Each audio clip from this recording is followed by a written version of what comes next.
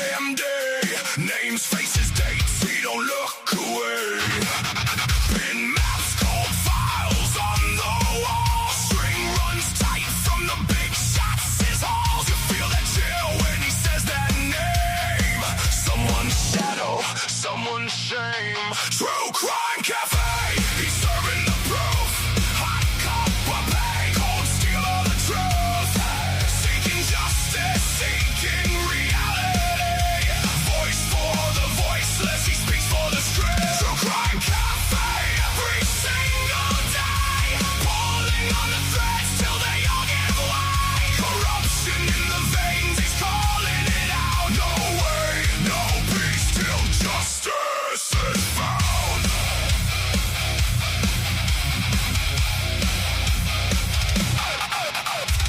Backroom deals under neon signs. He reads one line, then follows the lies. Crack tape, low sound, he can hear that please. Somebody out there, come remember me.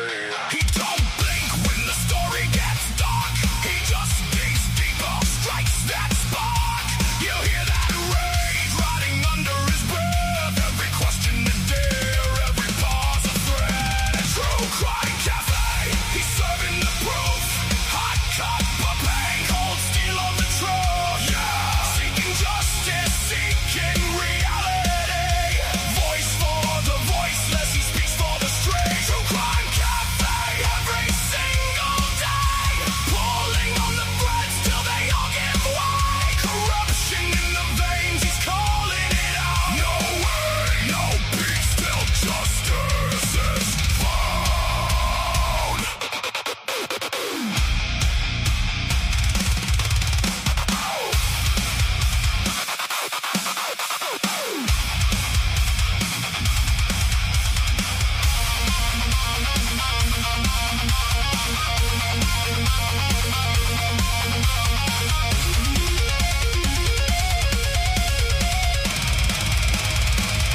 No way, no justice, no use in the lies. He tears down the curtain, looks dead in their eyes. Whoa, you feel that verdict rising inside your chest, till the guilty confess, till the broken can rest. True Crime Cafe, he's serving the proof. Hot cup of pain, cold steel of the truth. Seeking justice, seeking reality. Voice for the voiceless, he speaks for the straight. True Crime Cafe, every single day. Pulling on the threads till they all give way. Corruption in essence, he's burning it down. No way, no peace till justice is found.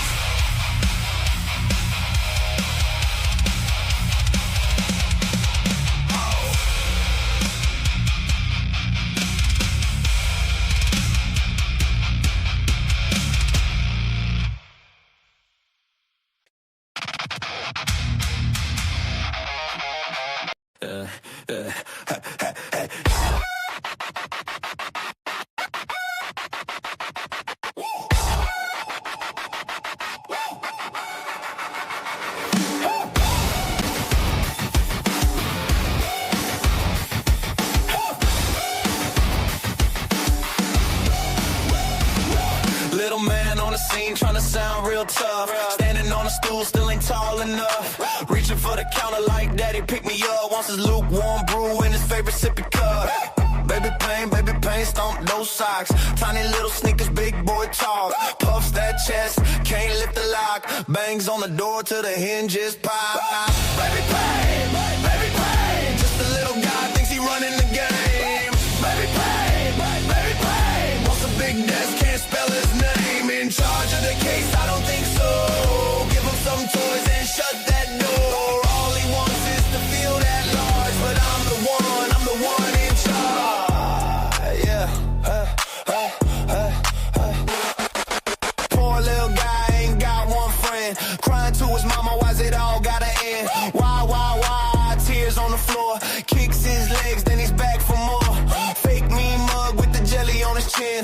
throws one punch, then he runs back in. Hides behind mom when the world swings back.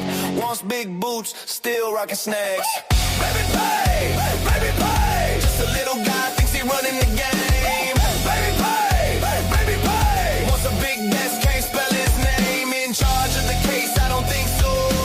Give him some toys and shut that door. All he wants is to feel that large, but I'm the one in charge.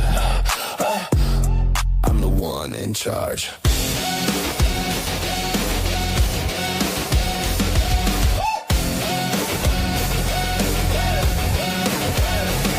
Stomping up and down, red face, small frame. Tiny little storm trying to make it rain. Wah, wah, wah, that's his war cry.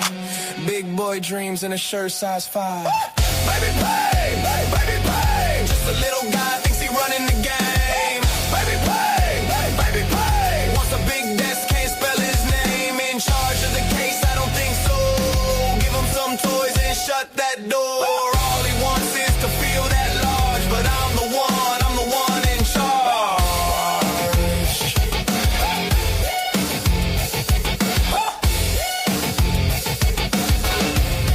I'm the one in charge.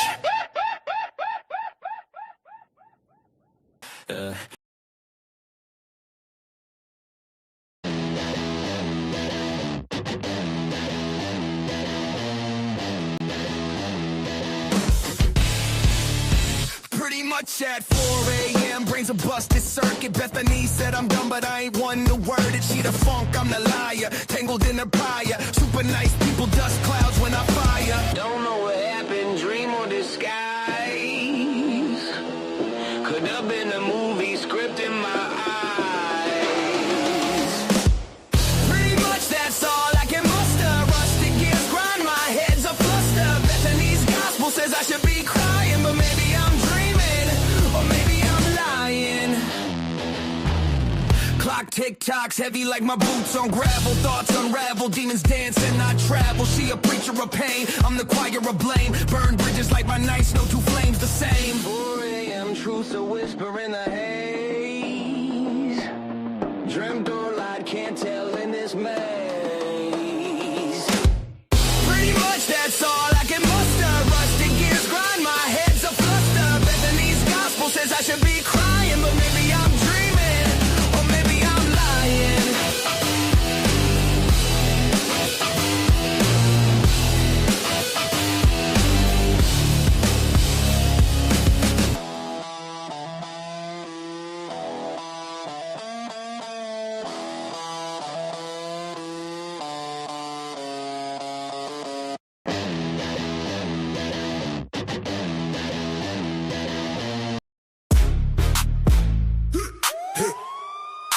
Here comes the crew.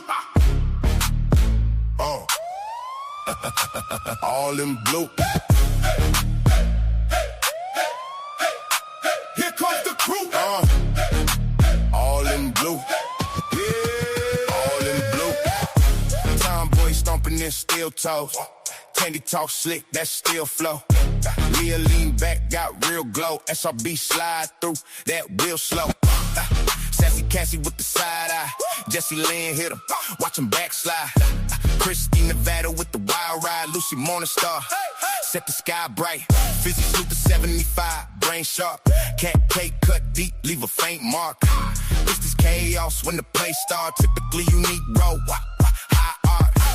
Man got a plan that lock tight. The last 24, running all night. Brandy B laugh, but the aim right. Molly Cat pounce when it's on sight, on sight.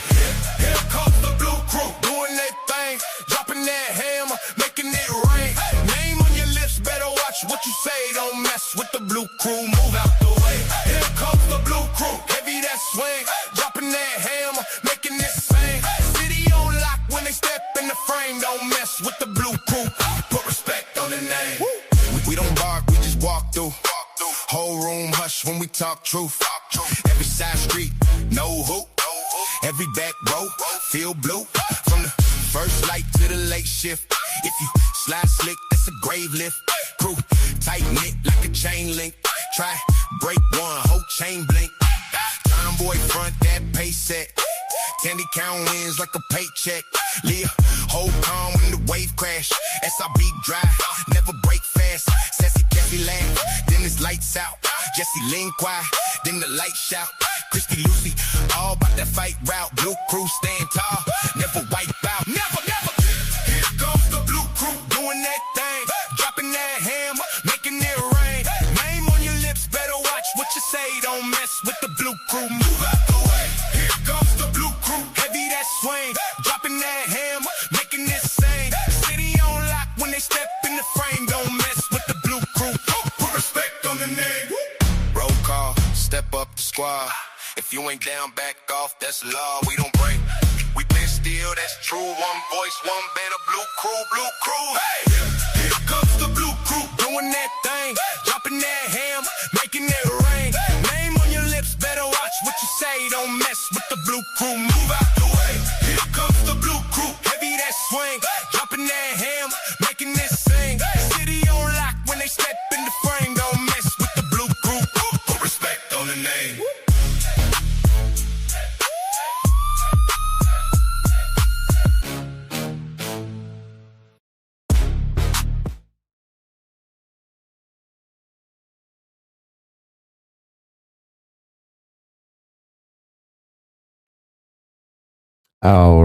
Righty. Welcome back, everybody. Thank you for joining us today.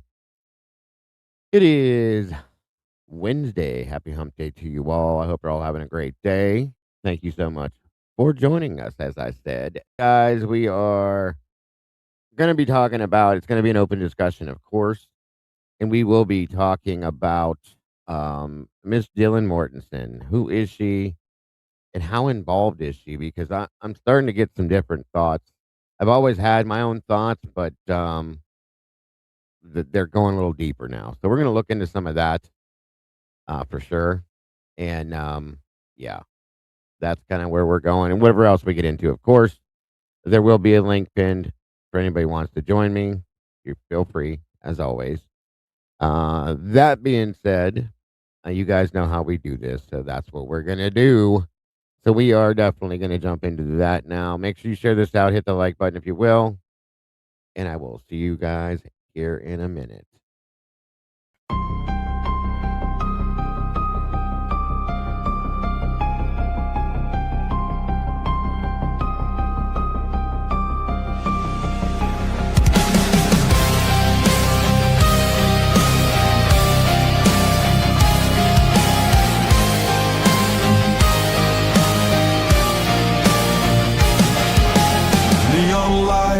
Flicker like broken halos.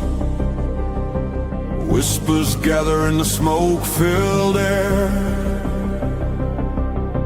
Tables carved with secrets and shadows. Every story's a wound laid bare. The kettle's boiling with a restless rage. Justice written on an unseen page. I sip the silence, bitter taste, waiting for the ghosts to show their face. At the TruCrime Cafe, we serve up the pain they try to hide away. Pour another cup of the truth you crave. Raise your glass to the names they betray.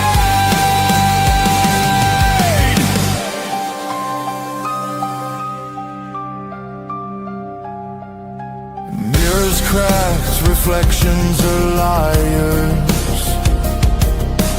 Ashes fall where the guilty once stood. The jukebox hums like a funeral choir. Echoes pounding through the neighborhood. Every scar is a candlelit vow. We hunt the how, we demand the now. No more silence, no more disguise. We'll paint the night with sharpened cry. At the TruCrime Cafe, we serve up the pain they try to hide away. Pour another cup of the truth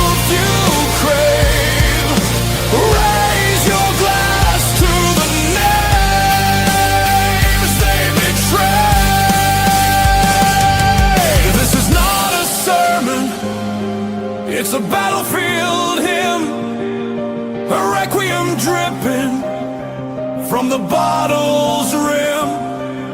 The guilty write stories in invisible ink, but we'll drag it all up from the edge of the break.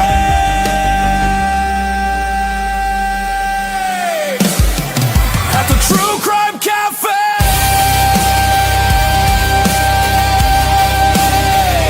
the reckoning burns like a black bouquet. Every shadow will pay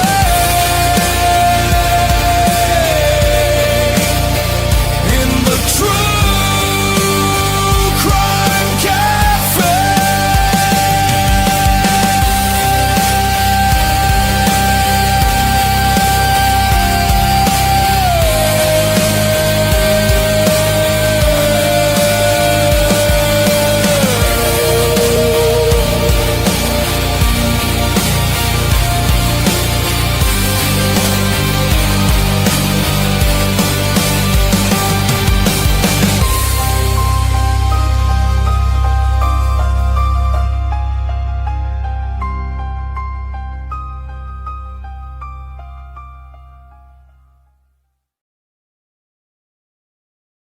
Hey, welcome back, guys. Great to see you today again. Thank you for joining us.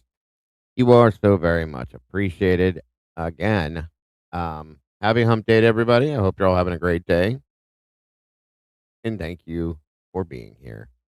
Today is Miss Luther's birthday. I don't know if she's in here yet or not. I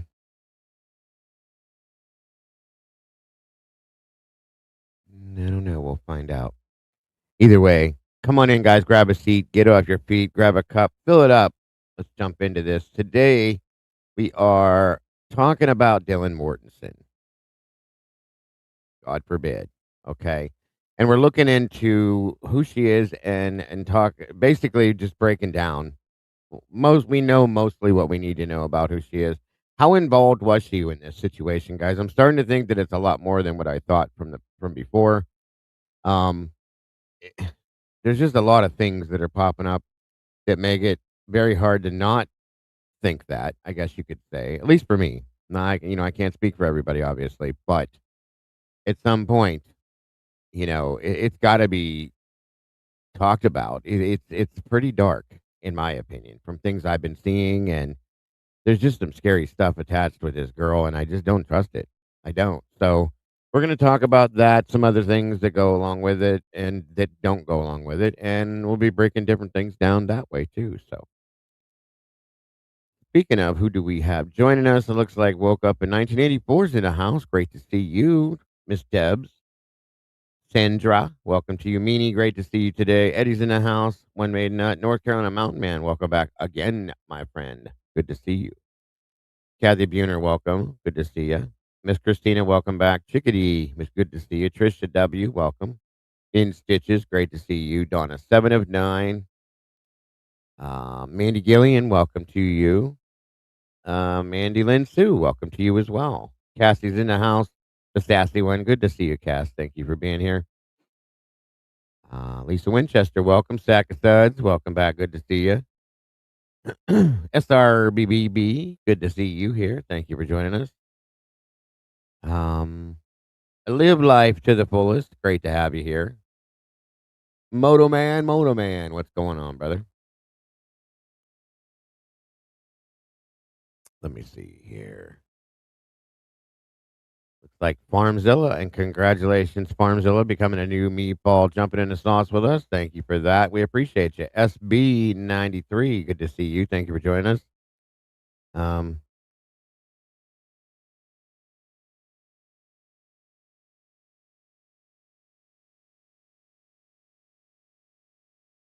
Let's see here. Miss Leah's in the house.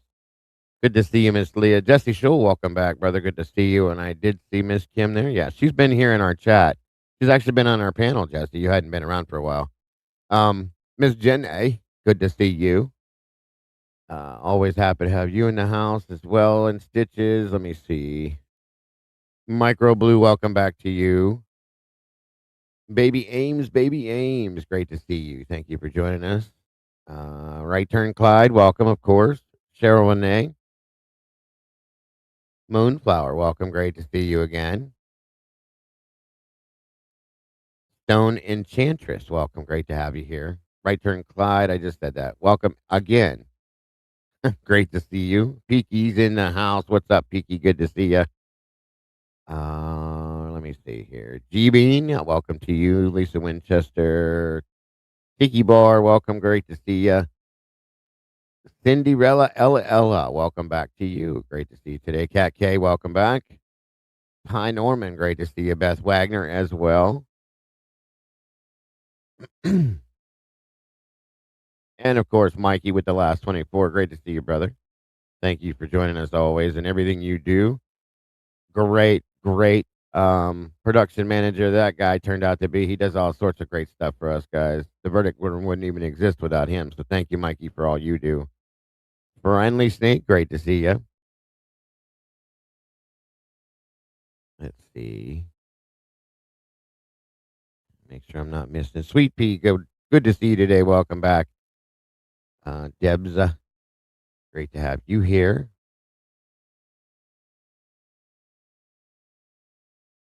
Astastic, wonderful to see you.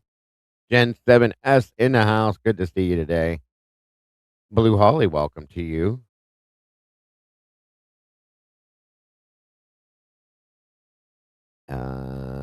Josie Bay, I think it's right. Yes. Ozzy McGlynn, good to see you. Sammy T, welcome to you. There's Miss Luther. We're going to talk about some of these things surrounding her, things that she did, things that are in the book, things that we saw, things that we know, things that we don't really know. We're going to talk about a little bit all of it. So I hope you're down for it.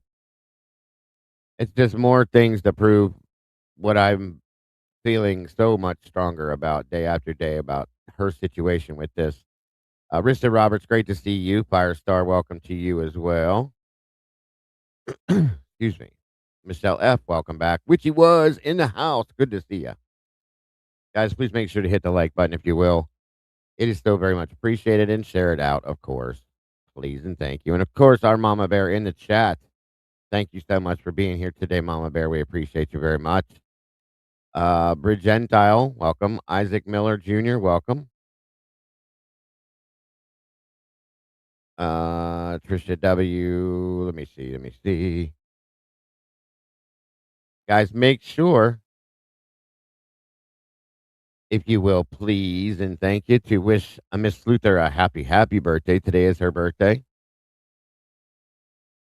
And you guys know how we treat birthdays around here. Let's see here. Thank you, SRP. Make sure you subscribe to the last 24. You don't want to miss out, guys. Whether he's doing something or not, we need to get that channel moving for him. So please make sure to subscribe. Uncensored Cyclone, welcome to you. Living Dead Girl, great to see you today.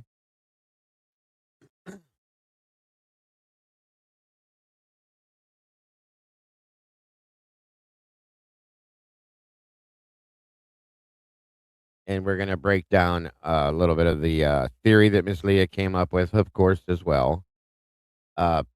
P-Teb, I think it is. Welcome to you. All right. Let's get this moving. I'll be bringing up any guests we have here in just a moment. One moment here.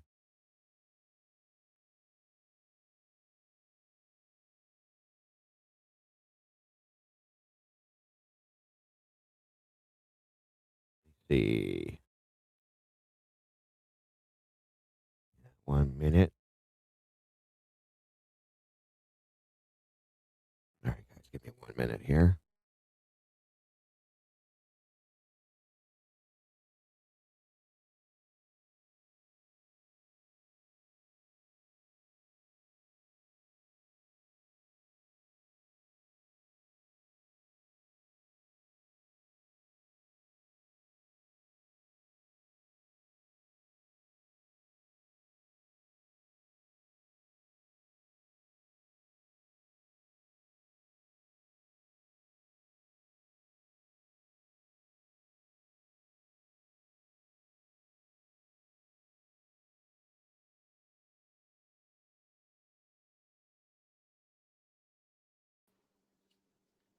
Realize, analyze. Welcome to you. All right. Thank you, SRB. Welcome, Miss Aaliyah Moto Man. Good to see you, brother. And of course, Eddie. Welcome to you, sir. Hey, how's it going, Dago? It's Hey good. y'all. Good, good. Yeah. Uh, 1 minute here. Let me make sure I can. All right. Can you hear me okay, Eddie? Yes, I had my microphone off. Hello, Oh, no. everybody. No problem. Welcome, bud. Senor Wazowski. Good to see you, sir. Grace Kirk. Welcome back to you. Rebel for Justice. Great to see you. Marty Padro. Welcome, welcome. Aquamarine. Great to see you. 1 minute here.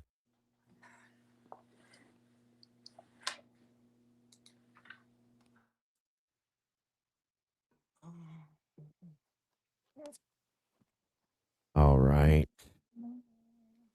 And again, make sure everybody, you guys, if you will, please make sure to wish Miss Luther a happy birthday. We're gonna start with that, of course, because you know we celebrate birthdays around here. So bear with me. You're not going to Um, make me sing, are you? no, no, not today. Unless you want to, you're welcome to. Welcome, B Slims. Good to see you, and thank you, dear. Same to you, Miss Tammy. Good to see you. No, you're welcome to sing if you want to, but you don't have to, of course. Jesse Lynn, moving forward. Good to see you. Drive Off Grid is in the house. Welcome, welcome. We got a full house today, guys. Thank you so much for joining us.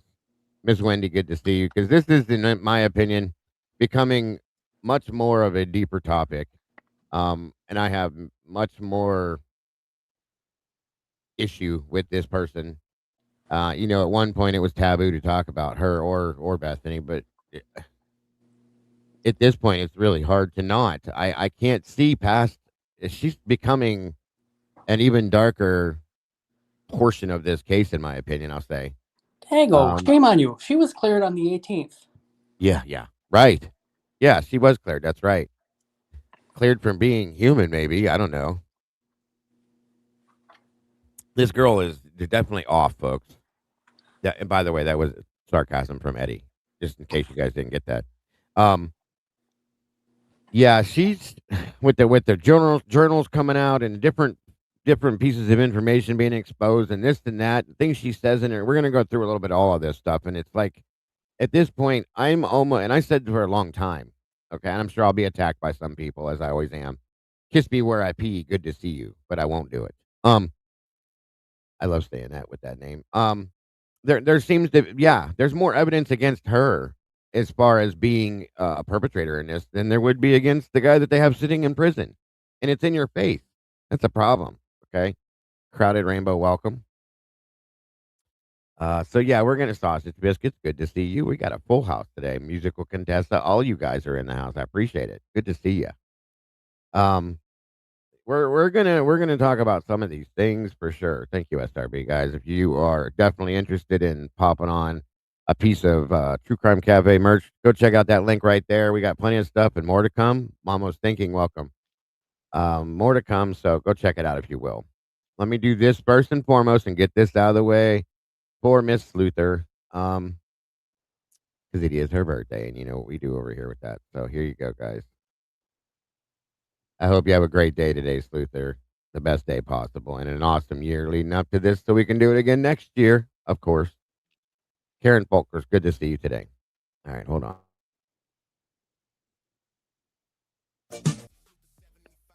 All right, all right. Happy birthday, dear. It was about the end of it. It's a long one. And again, thank you for being part of our family. We do appreciate you very much. And of course, 1 minute. Happy birthday, Sluther. Happy birthday, Sluther. All right, let me see something here. Happy birthday, Sluther. All right, all right. Okay. 1 second.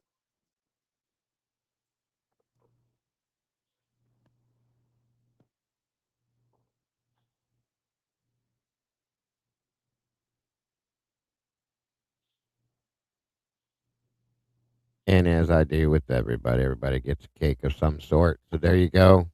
The best I can do for you. Excuse me. Enjoy and make a wish and blow them out. I hope you have a great year, dear. A great day.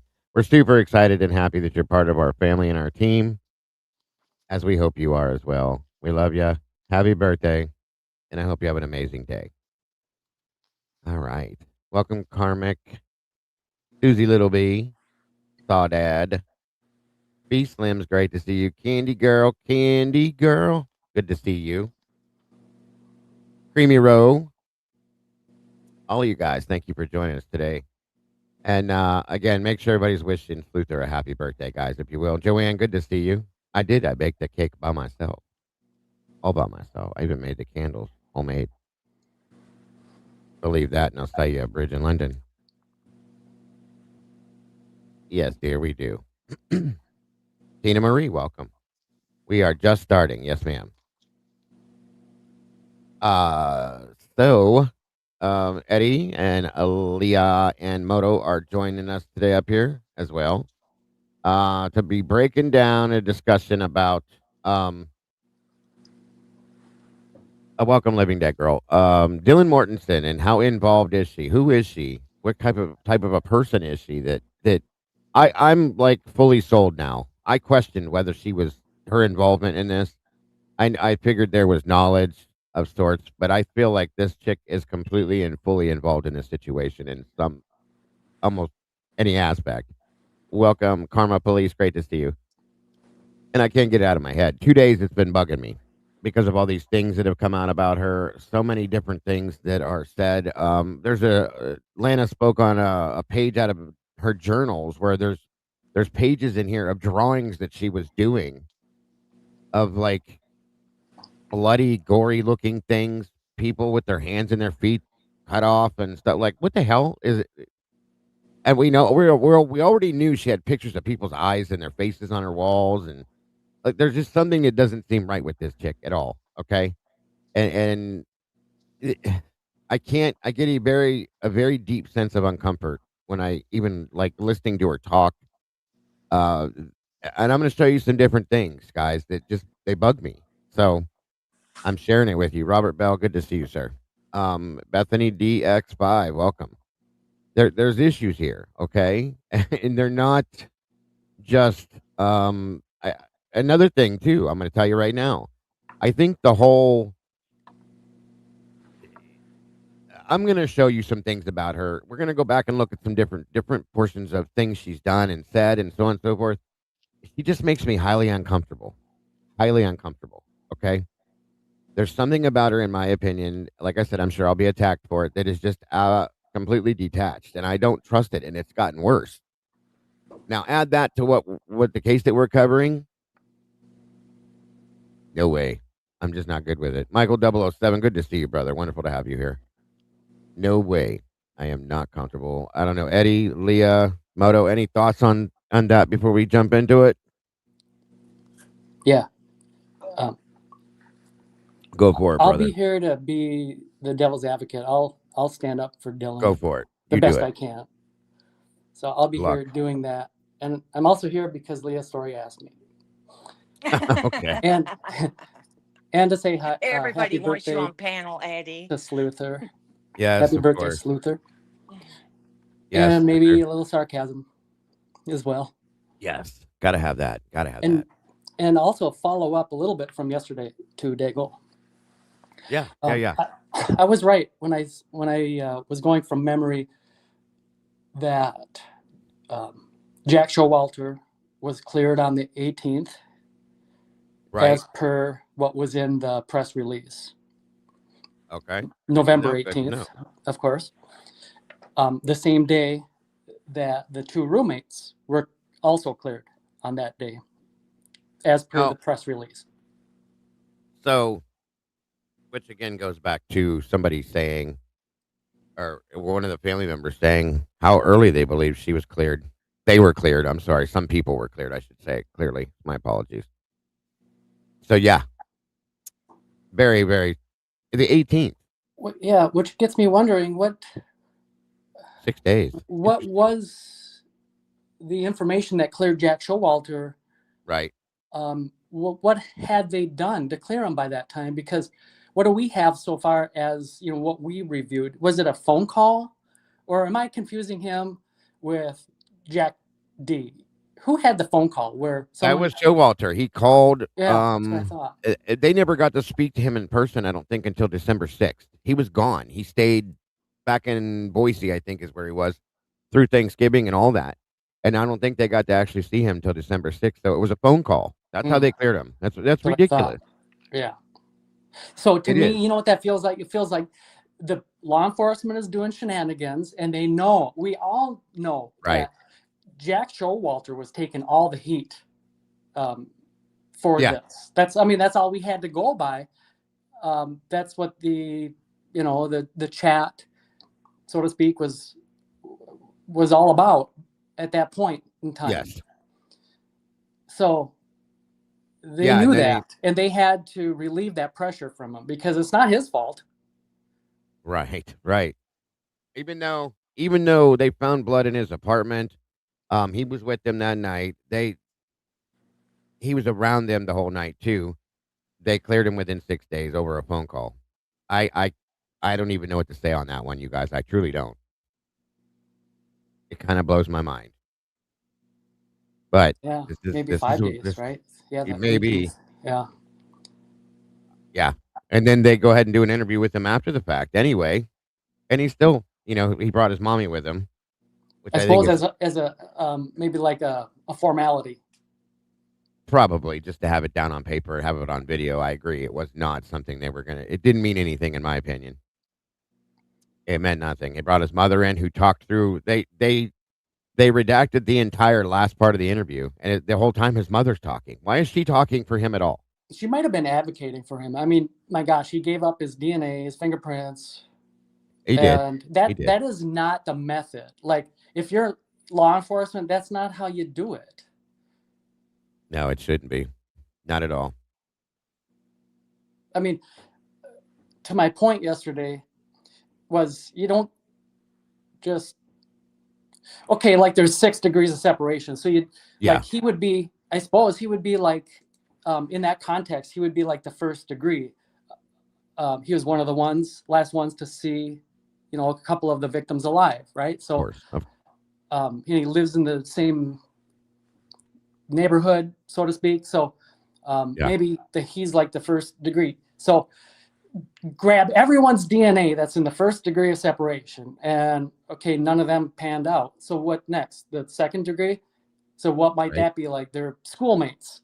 So let's say Dago's one of his classmates. So knock knock, we're law enforcement.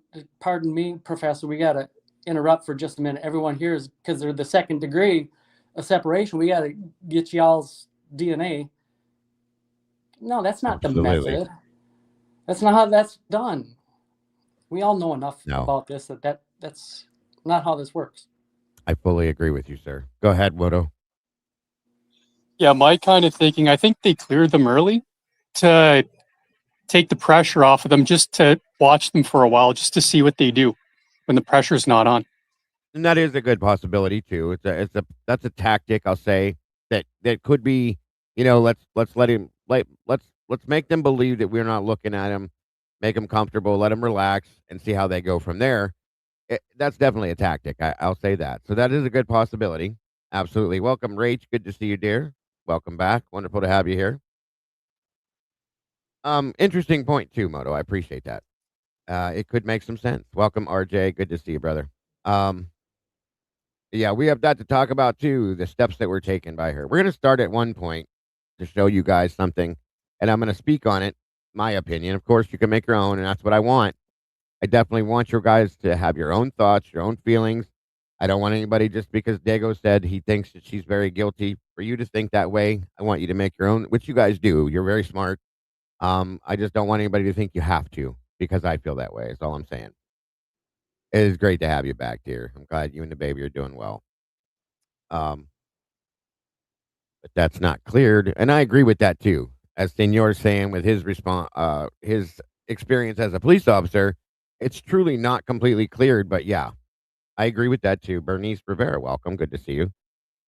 Yeah, data don't lie. That's a good point. Now that we have that information too from the book, and I'm going to jump into chapter 6 of the book. We're going to be looking at some of that as well. We have a latent shoe print. We have where I'm going to start at is the Nunez body cam. I want you guys to pay attention to something. Thank you so much, Krista. Good to see you, dear. My sister from another mister.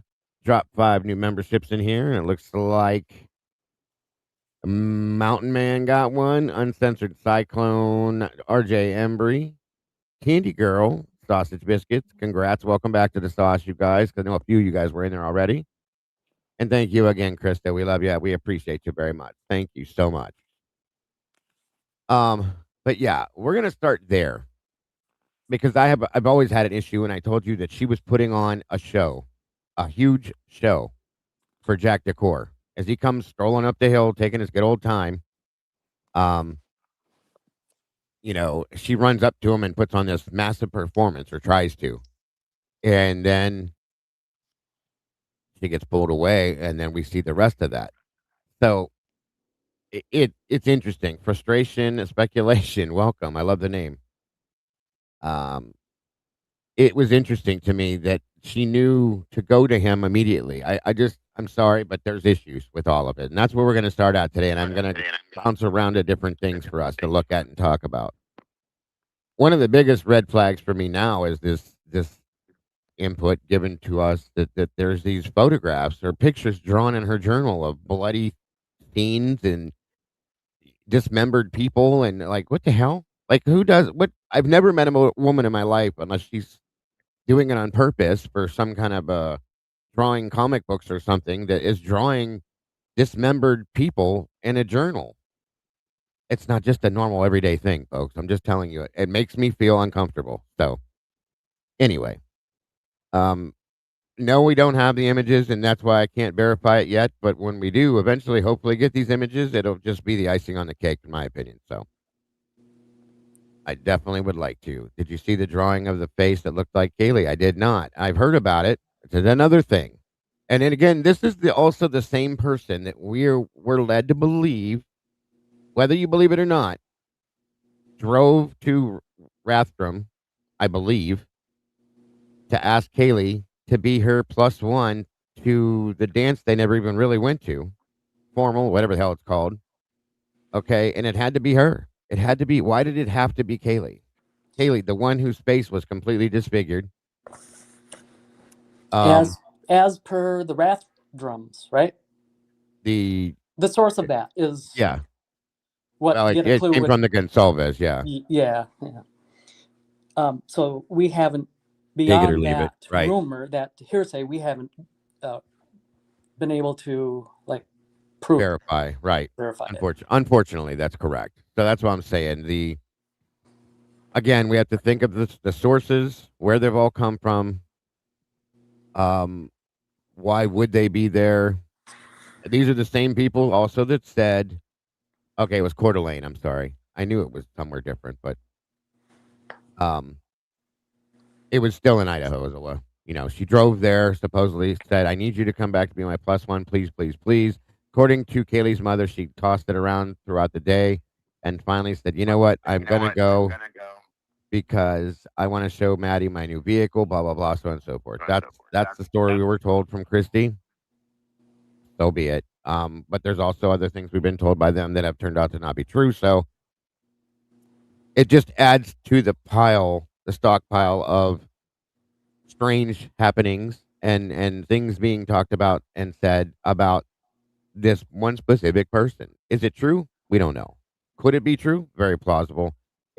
It's believable based on everything else we know, is all I'm saying. So, but that's the story, yes. I don't know, guys. I don't know. There's some very odd, strange things about this one person that seems to be attached to this that was cleared very quickly, like Eddie said, the 18th, that was there in the house when this happened, that didn't leave the house from what we know until after this, eight hours after this whole thing supposedly went down. It's strange. You're fine, Krista. And welcome, Angiringo. Welcome to you.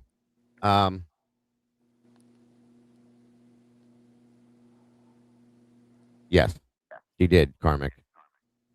So I'm going to pull this up, and I want you guys to watch this first and foremost. I know you guys have probably seen this 300 times.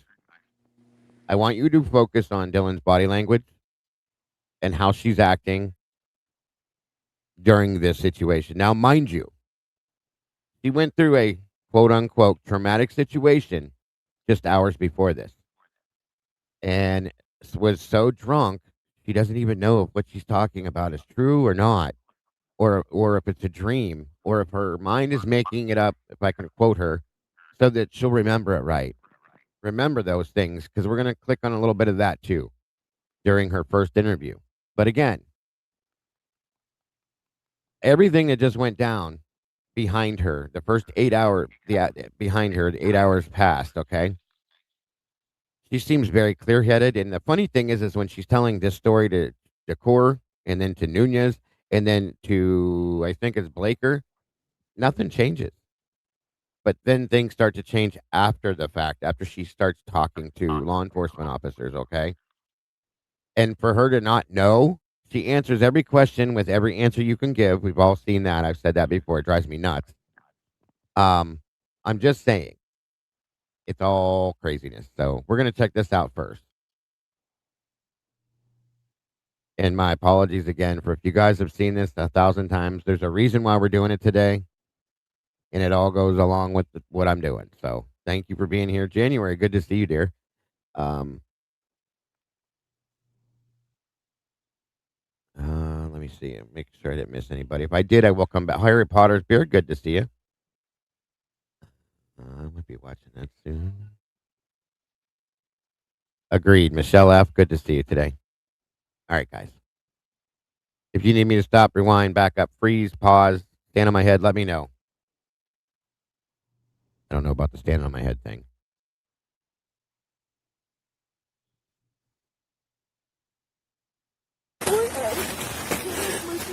In the main room. This is one of the.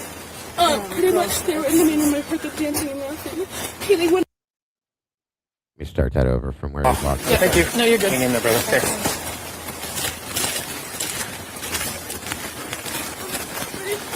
They tell you anything? They much asked about in the main room. Now, the thing I want you to remember, first and foremost, okay? She supposedly, this is what we're supposed to believe, she supposedly does not have a clue where Kaylee is right now, right? Supposedly, she has no idea that Kaylee's in that house. This is Jack Decor, Kaylee's ex-boyfriend. Most recent boyfriend, I'll say, or whatever you want to call it. But anyway, according to her, she does not know where Kaylee is. She does not know that Kaylee's in that house. This is what she says. So if that's the case, why does she go directly to him? Because as far as she knows, it's just Dana and Ethan. That's it. I don't understand why this whole dramatic thing has to be said to Jack Decor, which he doesn't know them very well, any of the other roommates, okay? So why is she going to him immediately to explain this whole thing to him? Because according to her, she don't know where Kaylee is, which is a big reason why I believe she lied about that. She did know that they were in there, is all I'm saying to you guys. So. Pretty much they were in the main room. I heard the dancing and laughing. Kaylee went upstairs and she screamed because someone was in the room. She ran downstairs. And I kept calling her name and she wouldn't answer. And then I saw the guy. I just walked the door and I ran downstairs. We don't know what's going on. If you notice, Decor's standing there staring at her like, what the hell is this all about? They're all watching her do this. You see them all?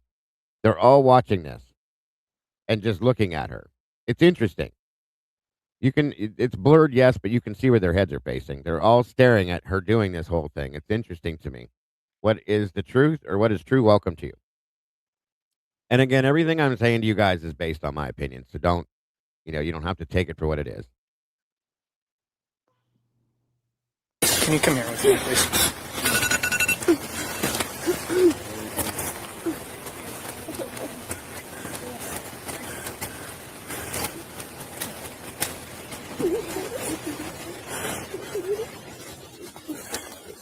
All right, so then Nunez heard this, watched this, and grabbed her and says, come over here. And now we're going to hear her tell her story to him real quick. Break fire. And if you notice that Emily goes directly to Decor afterwards and starts talking to him too. So 3170. Could you guys grab some blankets for all these people out here? Oh, okay. Nope. Just come over here with me, please. Okay. Just give me 1 second, please. Actually, you guys probably just hang on to these whenever. Is that name on the blankets? Barefoot, so I was hoping to get some.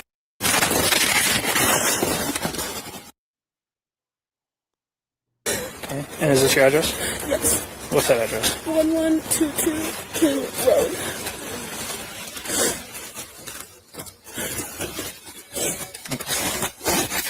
Is your driver's license right? Yes.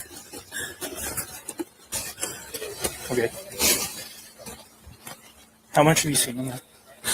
No, I don't really know. I just saw my friend when I called because we were so scared. We're like, can you please come help us?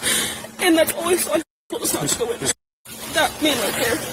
That helped show you around. They did go in there. Yeah, and that's when he told us he needed to call the cops. Okay. Do you mind just waiting over there for me, please? Okay. Now I overheard you talking about last night. Yeah. Okay. You know, the more we know right now, the better. We can start this process. Yeah. Somebody will probably be revisiting this interview with you very soon. Again. Okay. So you're probably gonna have to retell the story quite a bit. That's fine. All right. What do you remember seeing? What started? I remember I was in my room and I was trying to go to bed and I heard Kaylee, who ex-girlfriend, who has a dog in her. Real fast. Which one was your room? Kaylee. Which one is your room? Oh, what room are you in?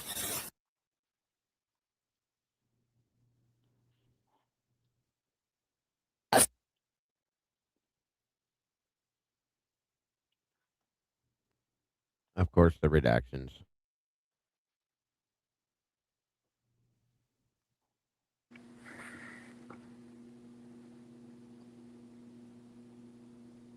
You were in that room? My room, not Xana's room. My room. And your room is this one right here? Next to the stairs. That one is Xana's room. Second floor room. Second floor. Okay. All I heard was I heard her go upstairs. Like, okay, I'm gonna go to sleep now because she's going upstairs. And you heard who go upstairs? Kaylee and the dog Murphy. And upstairs to the very top? Yeah, that's where her room is. See, what has always bothered me with her is she's telling her story perfectly fine, and then she'll go back to a bit of a whimper, and then she goes right back to telling her story perfectly fine. I don't know how you turn that off and on like that. I've never seen that before, but okay. It's pretty bad.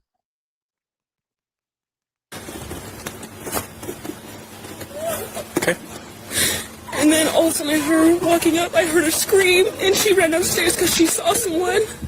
That's what I'm pretty sure she said. Someone's here, and she screamed and just ran downstairs. And I called for her name, but I jumped up and locked my door because I was so scared. And then I heard someone in the bathroom, and I heard her crying, and I heard some guy say that you're going to be okay, I'm going to help you. And I kept calling her name, but she wasn't answering. And then I opened the door for a second, and I saw this guy, and he was not insanely tall, but he was wearing all black and like this mask, which is covering his forehead and his mouth. And I locked the door, and I called, and I didn't know what to do. This was at 4 a.m., yes. Okay. And so then I just ran down to You left here? Yeah, I left my room down to she's that one with the white blinds at the very bottom. Okay. I ran down there and we talked, and we just locked the door. We didn't think anything of it. We're like, nothing happens in Moscow, so we just like tried to go to bed. And then we woke up, and it was weird because none of our roommates were up, and we called all of them. They were not waking up, and so me and like, this is weird. So I called and to come over, and then that's when all this happened. Who all lives here with you? Me, that woman right there. Okay. Who's Xana? Xana is the girl in there. Is the girl that lives this far? Yeah. Okay. How do you spell her name? Xana. Do you know if she has a middle name? Alexis, I think. Do you know what her last name is? Kernodle, K, I don't know how to spell it really, K, you know? R-N-O-D-L. K-A-E-R. K-E-R. K-E-R. N-O. N-O. D-L-E. Okay. X-A-N-A. X-A-N-A. Okay. Ethan, who's in there, he doesn't actually live here, but he's here like almost all the time.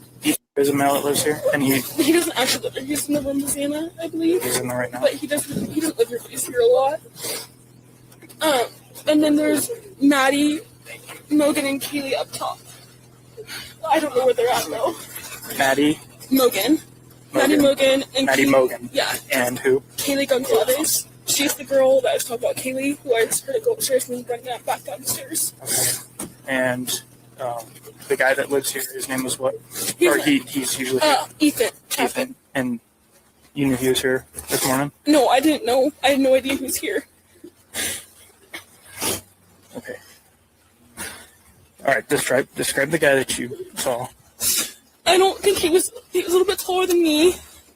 And Could one of the mods slow the chat down just a little bit, please? I noticed that it is pretty flying, pretty good. So just a tinge. Thank you.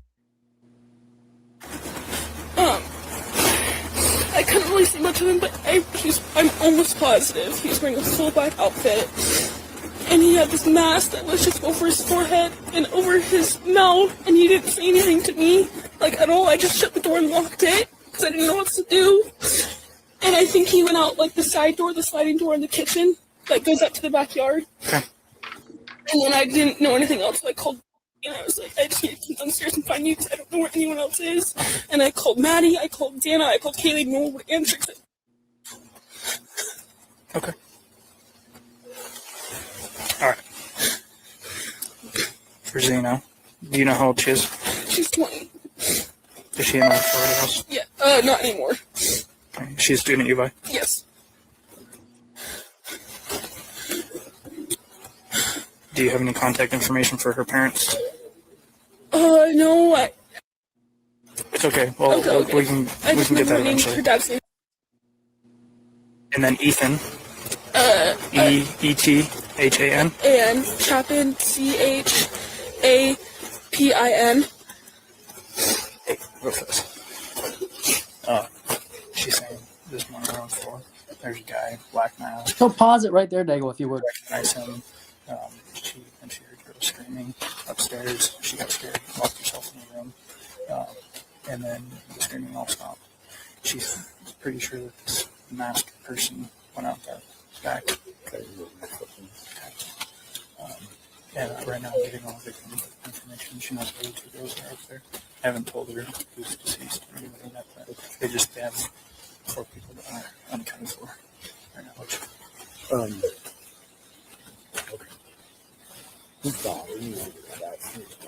Whose dog? Who owns a dog?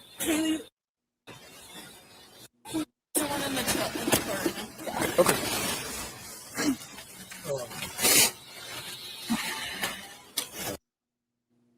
One more thing I want to point out is they used Dylan to create the timeline. They used her phone for all the info that came out, most of it to create the PCA. Dylan was everything. Okay, but Bethany was there, but they didn't use her information. Interestingly enough, at least not very much of it. If they did, it was all Dylan. Okay, very conveniently too, and it's huge problem. Huge problem. Thank you guys so much for being here today with us. We appreciate it. Dago, while you have it paused. Yeah. That was going to be my next question. Anybody have any thoughts while we're paused? You know who I'm more suspicious of at this point than Dylan? Law enforcement. Well, of course. Yeah, we know that. That should have been part of the title. Who is Dylan? How's she involved? How involved is she as compared to law enforcement? Because there has to be a starting point, folks. If you read into the book, okay, very good point. A lot of what came through her narrative that she gave in her interviews was created by them. The bushy eyebrows, she didn't say that. They did. They did the same thing when they pointed like the bedroom and all that other bullshit. Everything it was been them too. So you have to definitely look at them as well, you guys. I'm sorry. Yeah, Moto or go ahead, Eddie. I'm it sorry. feels like she's weaving two different things together, like what she remembers, which is And what she easy, was and told. then what she was coached to say. Absolutely. Very good point. The other thing I Very want to good point. point out is notice with the Kaylee went upstairs and then came running downstairs screaming. Yeah. After that, there's no description of events in the house. There's no No. alarming noises, No. anything that Not was from her. No. worthy of reaccounting for on Dylan's part. It's leading me to Absolutely. believe that Maddie and Kaylee were the last two. It does make some sense. Yeah. And there's some other theories plopping around that I've been thinking on too about that whole thing with Xana and Ethan. So we don't have to get into it today, but it does make sense, Ed. Truly, it does. But yeah, law enforcement when Officer Nunez says, "All right, remember what you're saying, and you're probably going to have to, A couple more times, retell right? that story, over again, multiple times." That's off. I mean, Yeah. that just doesn't come out of nowhere. There's a reason for that. There's purpose. Agreed. Agreed. And here's the thing, folks. I have a tendency to believe it's very slightly possible that Bethany may have slept a little bit that night. Dylan, absolutely not. Dylan was more active than I've ever seen anybody be on their phone throughout the night. Okay. Nonstop. Nonstop. There was just nonstop. She was on Instagram. She was making phone calls, text messages. She was on Indeed. She was nonstop on her phone, nonstop all night. Pictures and editing pictures and doing this and doing that all night long. If you truly thought that something was wrong inside that house, you would be on the phone with somebody, even if you didn't want to call the police, anybody, telling them there's something wrong in this house. Please come and help me. Unless you weren't supposed to. Unless you were on a timeline that you had to wait on to call the police at a specific time, which is truly what I believe happened. And the cleanup had to happen. I've seen a couple people talk about her hair being wet. So it's hard to tell because of the blurring. If they would unblur this, I swear to God, I would love to see that. But yeah, I've heard what Kim said. Kim has said everything she said on Birdies here 2 or 3 times, guys, for years. Long time ago, she said it all. She brought up the football player 3 years ago, all of that stuff. Everybody, I've heard it. She's been telling me for a long time these things. So, but yeah, I've had people tell me that her hair is wet. I've had people tell me her hair is not wet. I can't tell. What's up, Scully? Good to see you, bud. And 420 Angel, welcome. So again, the absolute show that she put on for decor is a show. Hands up in the air and down and very dramatic, completely dramatic. If this girl was drunk as she was and all this went, I couldn't imagine her being that active and that hyperactive. Any of that. I just can't imagine it. No cry, there's no real crying. It's like whining in between words. It's weird. I'm just saying. So Lastly, it's really evident that law enforcement, they need her to be alert and not alert at the same time. They need her to be able to identify the perpetrator and also not identify the perpetrator at the same time. And they need her to be alarmed and yet unconcerned at the same time. A lot of emotions to express at one time. Welcome, Donnie. I agree with you. Quite a few emotions.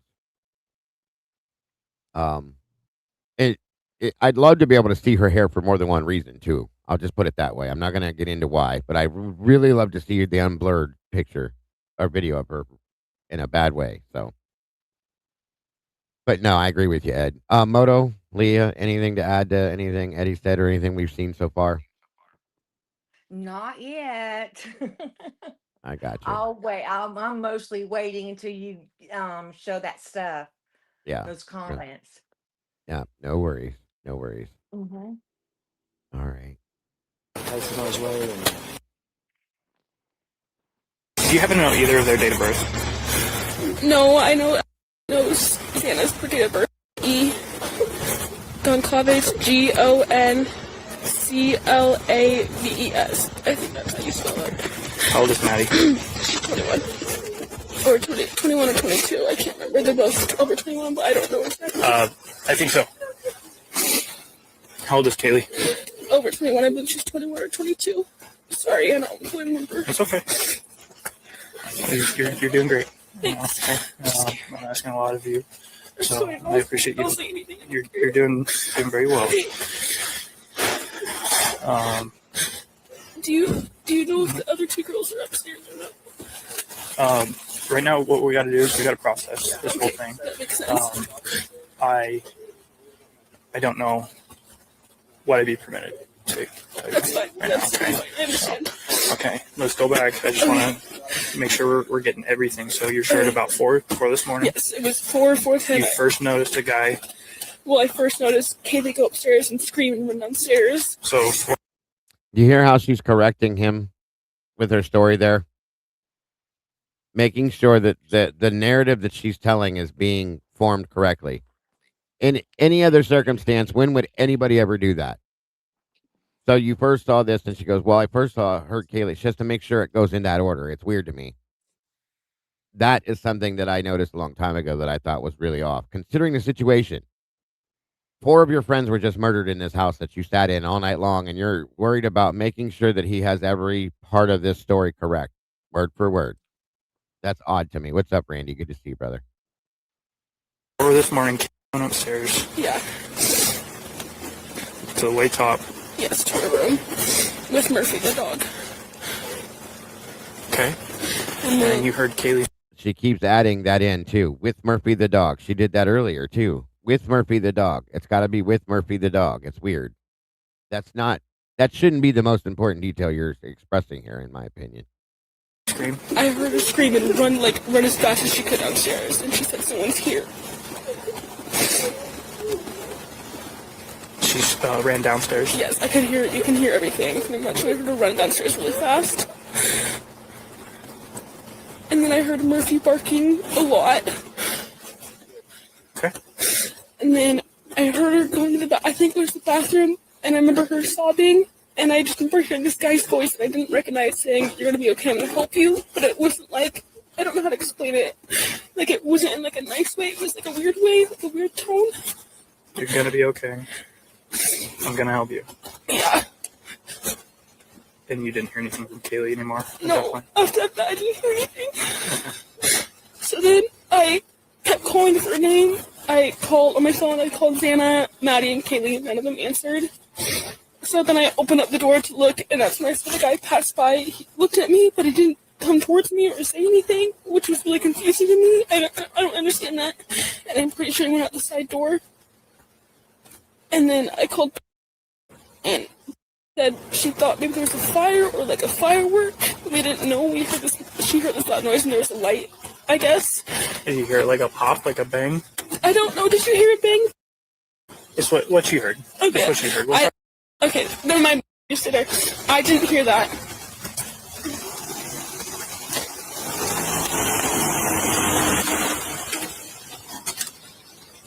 Hey, where are you going right now? I'm just going to pick up my phone. Okay. Where's your friend live? To the left, please. Yeah, I can move.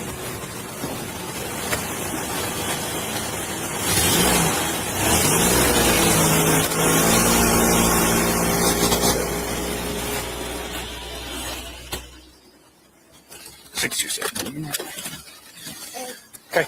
I don't think I ever heard a bang. I didn't think anything about fire or firework. Or until gunshot. I told her. I don't think I heard anything of that. But I also was kind of in and out of it because I was so scared and I was really tired. Now, another thing I want to point out with this is when they did the interview with Bethany, after talking about Dylan coming down to the room. Sorry about that. Okay. Bethany said that she didn't even take her seriously. Like with what she was telling her, she's like, it didn't make any sense. It didn't seem like, what are you talking about? Is how she was taking what Dylan was saying to her about the whole thing. Like this happened, that happened, and Bethany said she didn't believe it. Or she didn't know she believed it, I guess you could say. So that's interesting to me as well. Okay.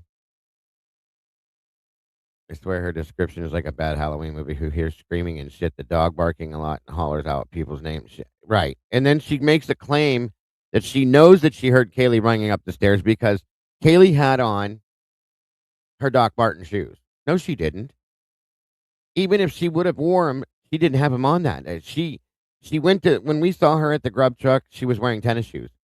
It was stated that at 2 a.m. when they were all in her bedroom, that Kaylee was getting ready for bed. Most people don't sleep in their tennis shoes or their Doc Martens. Okay? Kaylee, if anything, was in her sock feet. That was it. So you did not hear her running upstairs because of those damn boots. That's something else you made up. 100% Witchy. Thank you for that. Going towards our goal for today. Dylan is the anchor they've chained everything to. Amen. That's a great way to put it. Yes, ma'am. Yeah, Maddie had Doc Martens on, and Maddie was the one who you saw hers in the photographs at the foot of her bed with everything else in there. So, another bullshit statement.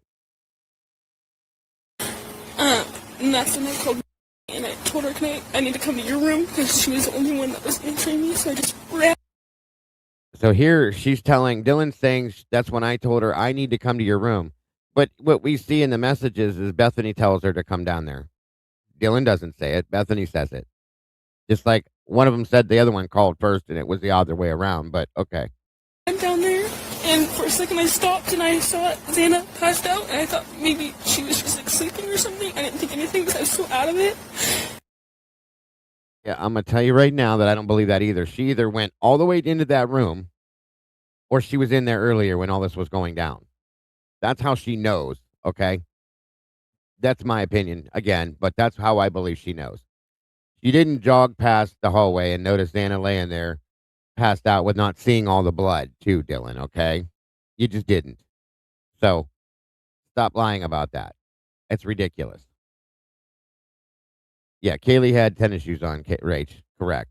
Or sneakers, whatever you want to call them, but 100%. No, I did not hear that anywhere, Tomboy. And I went into the room and we just fell asleep. And then we woke up this morning and no one was waking up at all. Like, no one was answering, which was really weird because all of us wake up around like 9 or 10. And then I called the girl to come check. And he came here first. And I told him what happened. And then he looked in the room and he said, they need to get out. Also, in the text messages between her and Bethany, she says, fuck, my phone's dying. There was the charger. If she was in her bedroom, there was a charger in the drawer next to her and on the floor next to the bed. Why didn't you plug it in? And then you ran down to Bethany's room and your phone stayed charged all night because you were on it all night. So there's that to remember too. 1 minute.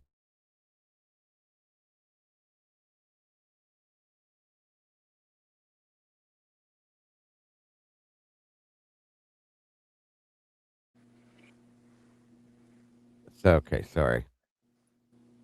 So that was another point that was made that, and then not to mention, there's no way in hell if you looked at the photographs from that night, Dylan was never in bed in her room. She has everything in there, and its mother is piled onto her bed, guys. There's no way. No way.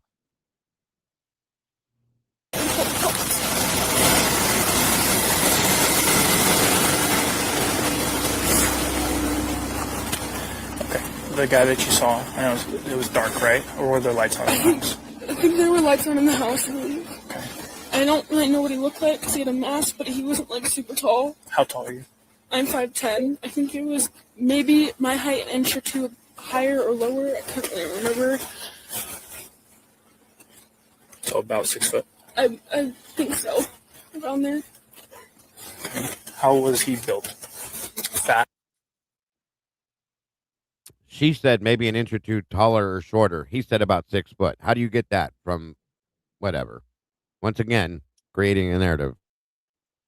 Skinny, stocky.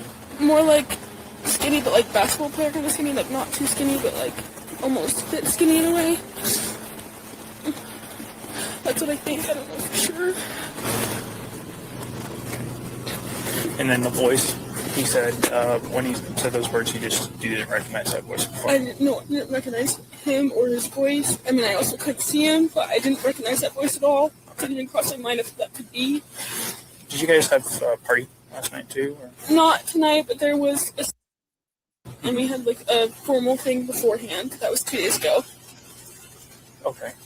Is there anything that popped out about that event that was concerning? No, I mean, I went to because Ethan, he is with my friend Xana, and who are dating, and Xana went there. I was there for a little bit, and then I went to my friend's house down the street, and then I came back home with my friend. Everything was fine. Nothing weird at all. Nothing suspicious until 4 a.m. Okay.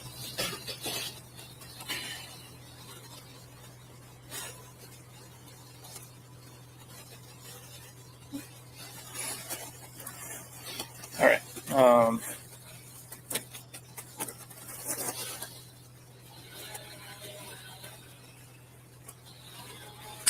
I don't think I have any more questions for you right now. Okay, if you do, Somebody else will. Okay, sounds good. So let's grab that. Let's go back over there. Okay.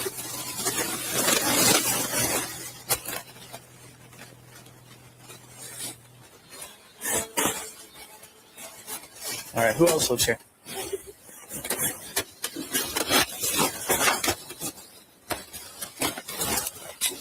Can I get your last name, please?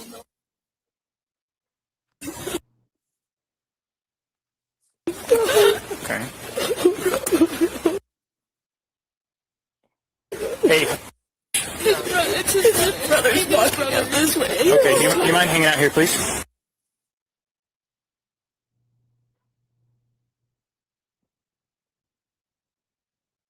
All right. So that's going to take care of that one. What a mess. What's up, 1-1? Good to see you. Any thoughts as we move forward through this? I just have to say, she is a pretty good actress for not having rehearsed. Yeah. Yeah. But you can see some of the fakeness, you know? For sure. You could tell she's being fake. Oh, completely. Yeah. But she's doing a good job. Mm-hmm. It was a dumb made-up story, though, that she made up. Yeah. Yeah, none of it makes much sense. And people believed her. I'm talking about people. I'm not talking about the law enforcement, but people believed her. Yeah. Well, most people don't have a reason to think that they shouldn't believe her at first. You know what I mean? Unfortunately. And then it happened. She didn't call 911, though. Oh, well, yeah, that's a problem. Mm-hmm. That's a definite problem. That puts you a wall up against her right away when you hear about 911 or a big red flag. I can't believe they got away with the 911 call. I mean, I can't believe it. Well, yeah, I can when we go over everything.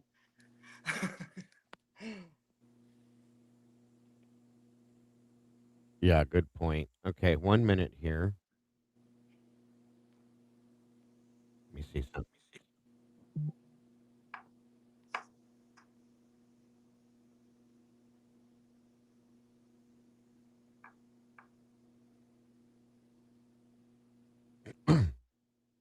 Sorry, you guys. Hold on. Excuse me. All right, where is it at? Sitting here. I just gotta dig through what I have here. It's hard to believe that she didn't hear like the table falling over, like Bethany heard it falling over. She didn't hear anything relevant. Thank you. She was literally 8 feet away from where that table. Well, not even a full 8 feet. I don't think. From where that table was standing, Moto, and you're right. behind a real thin door. You didn't hear any of that? No, I don't believe that. Not to mention, it's possible that she might have fallen asleep on that couch, but that's detail they're withholding. Yeah. Yeah. Absolutely. So we're going to go into what is considered Dylan's second interview when she's at MPD. Okay. And again, this is from, again, the 13th. So we're going to listen to a little bit, not the whole thing, I don't think. Well, wait a minute. How long was this one? Yeah, we might. It's only 5 minutes. Anyway. So just to again, it's blurred, even though we know who these people are, to catch up to some of the body language and some of what she's saying here at this point. Same day. She just told this story twice. Okay. To 3 different people now. So now we're on, this is Maori now, I believe, with this, and interesting. So I think that somebody might have said something that you said. I forget, maybe you, maybe it was. Did you have, or in the recent history, have anybody that you thought might have been stalking you, or that was just acting weird? No, but I mean, talking. Remember about a month ago, I think that one of the police officers that Kayla was outside taking Murphy out, and she saw a shadow. Yep. Okay. And then when Kitty was at Winco, Zane was in the car. She noticed this guy was following her. She got what she was getting, put it in the car, and she could see in her mind that the guy was behind her in the car. Okay. So obviously he was trying to follow her. And then that was about 2 or 3 weeks ago. And then about a week ago, our door is broken, but me, Maddie, and Beth came home and the door is wide open. And obviously, yes, the door is broken, but that could also be something else as well. With the front door? Yeah. Okay. Did you ever find the back slide open or anything? Is that usually locked? What's the condition? I mean, we're pretty good at locking it. Okay. I don't think we locked it last night.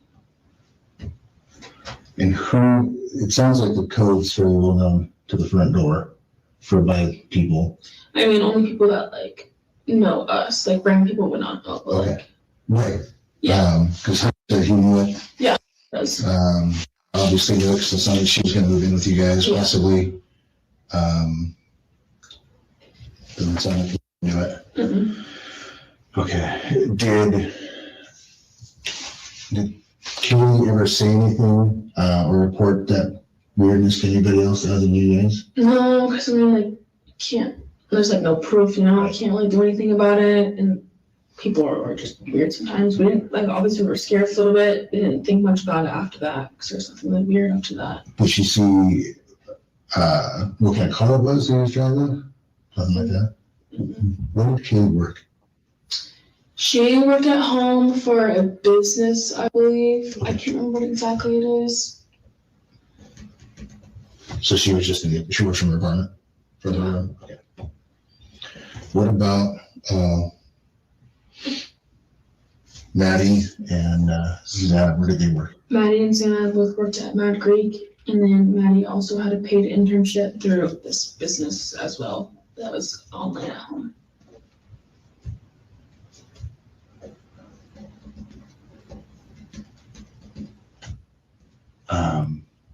Who would know what that business is? How would I be able to figure that out? You might know. Okay. I can't remember what it's called. There's because they were business majors, and through their majors, they were able to get these jobs. Okay.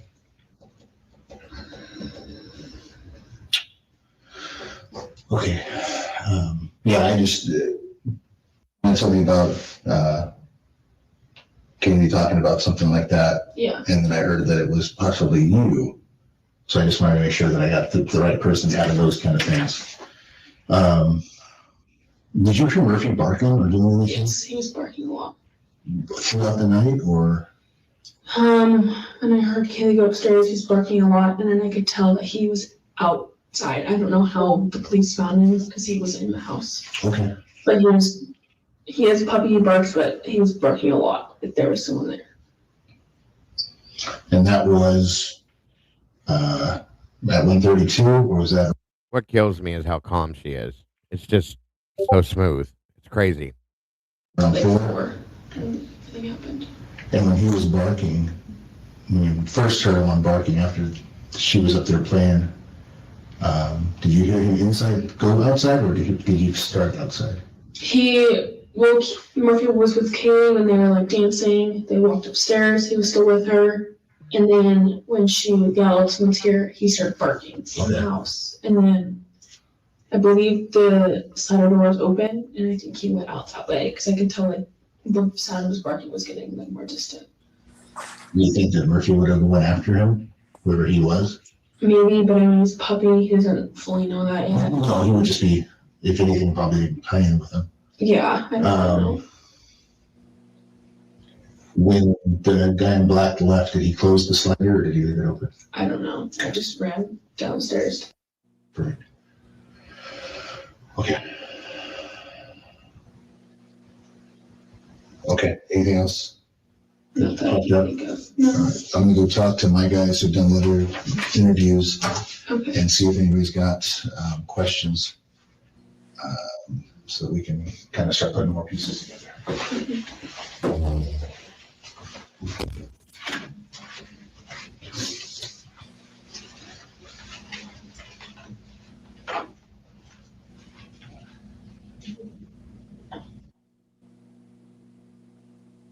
Okay. So that was all in the same day.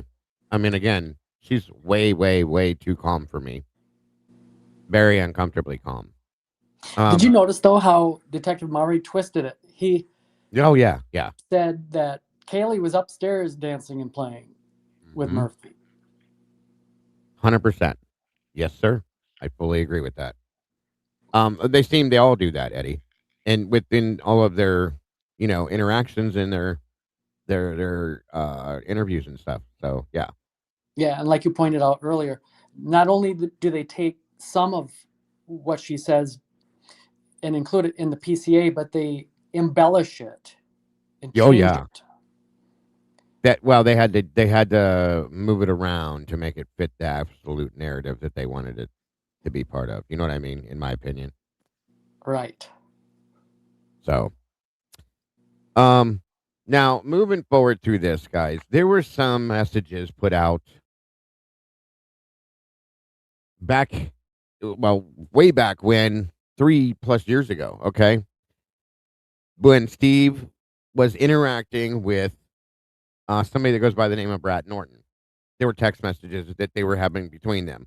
They were directly sent to me from Brad Norton because at that point in time she was kind of working with us, and until we realized what she was in this for. Okay, but within these text messages, okay. Now, if we remember very early on, I can't remember which one it was, but it was one we just watched them not too long ago. But the interviews with the Gonsalves family, where they said that there were some people that were cleared just way too fast. I think most of us kind of believed that when they said that, they were referencing the roommates, possibly other people too, but definitely the roommates because they were cleared. Like Eddie said, Dylan Mortensen and Bethany were cleared by the 18th, 6 days into this, completely cleared, according to them. That makes no sense to me. How you could do that, I have no idea. You don't have phone records back. You don't have anything yet, so you don't truly honestly know, and you're calling these people victims. I've never agreed with that. This is not a victim. This is it. These girls should have been detained and questioned and swabbed and everything from the day that the police got there, but it didn't happen that way. They kept their phones. They were allowed to wander around and intermingle with people at a hotel that night, do whatever they kind of wanted to do. That's not how an investigation goes. And I'm sure there'll be people that'll try to argue with me, but it's not. Not when you have 4 people murdered and you are in the house. You're treated like a victim to this when you're the only person there. And you waited 8 hours to call 911. Nobody's pointing at that at this point. Welcome, Kim. Nobody. So, so I'm going to point something out with these messages that he says between these two say between each other. And this is Steve's Facebook account at that point in time, so before they put their whole family account together. It's kind of interesting, okay? And we all had talked about there was a change with Steve, so on and so forth, blah, blah, blah. This may be why. And this is why one of the reasons why I've started looking deeper at Dylan than I used to. Okay. So let me see if I can get this up and moving right. Let you guys see this. For those of you that may not have seen this. All right. Bear with me. Okay, so that's Steve Gonzo Gonsalves. Okay. This is the other account, the Brad Norton account. Some of these are going to be blurry, so it's going to be hard. And I'll read it to you, though.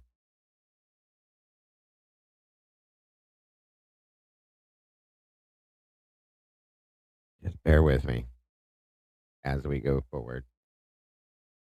Now, not all of this is about Dylan and Bethany and all that. It's about some other stuff that they were looking into.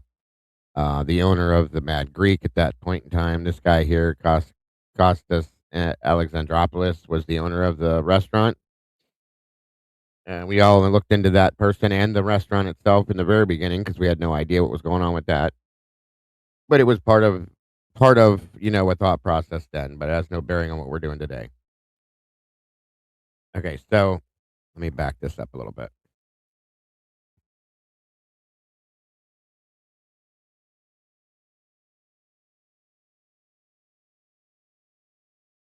I have no idea why any of that stuff is there. That's part of it, but one was showing the other or something. Okay. So thank you for sharing, blah, blah, blah. You're welcome. So sorry about what happened to Kaylee, of course. This man needs to be looked into. From when I found he has businesses all over the world, he's got fronts for everything, of course. That's what the deal was. That's why we all looked at him. Now, bear with me as we get to the point where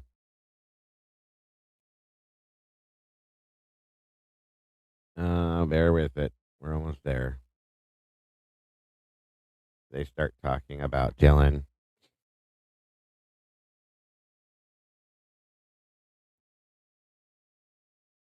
Okay, so also I've been told Dylan is connected to Selena Costas, which is Alexandro. I think they're related to the Mad Greek owners, but that was something I could never find.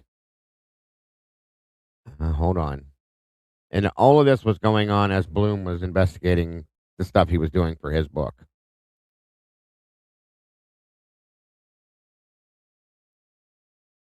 Bear with me. I'm trying to scan through to get to this part.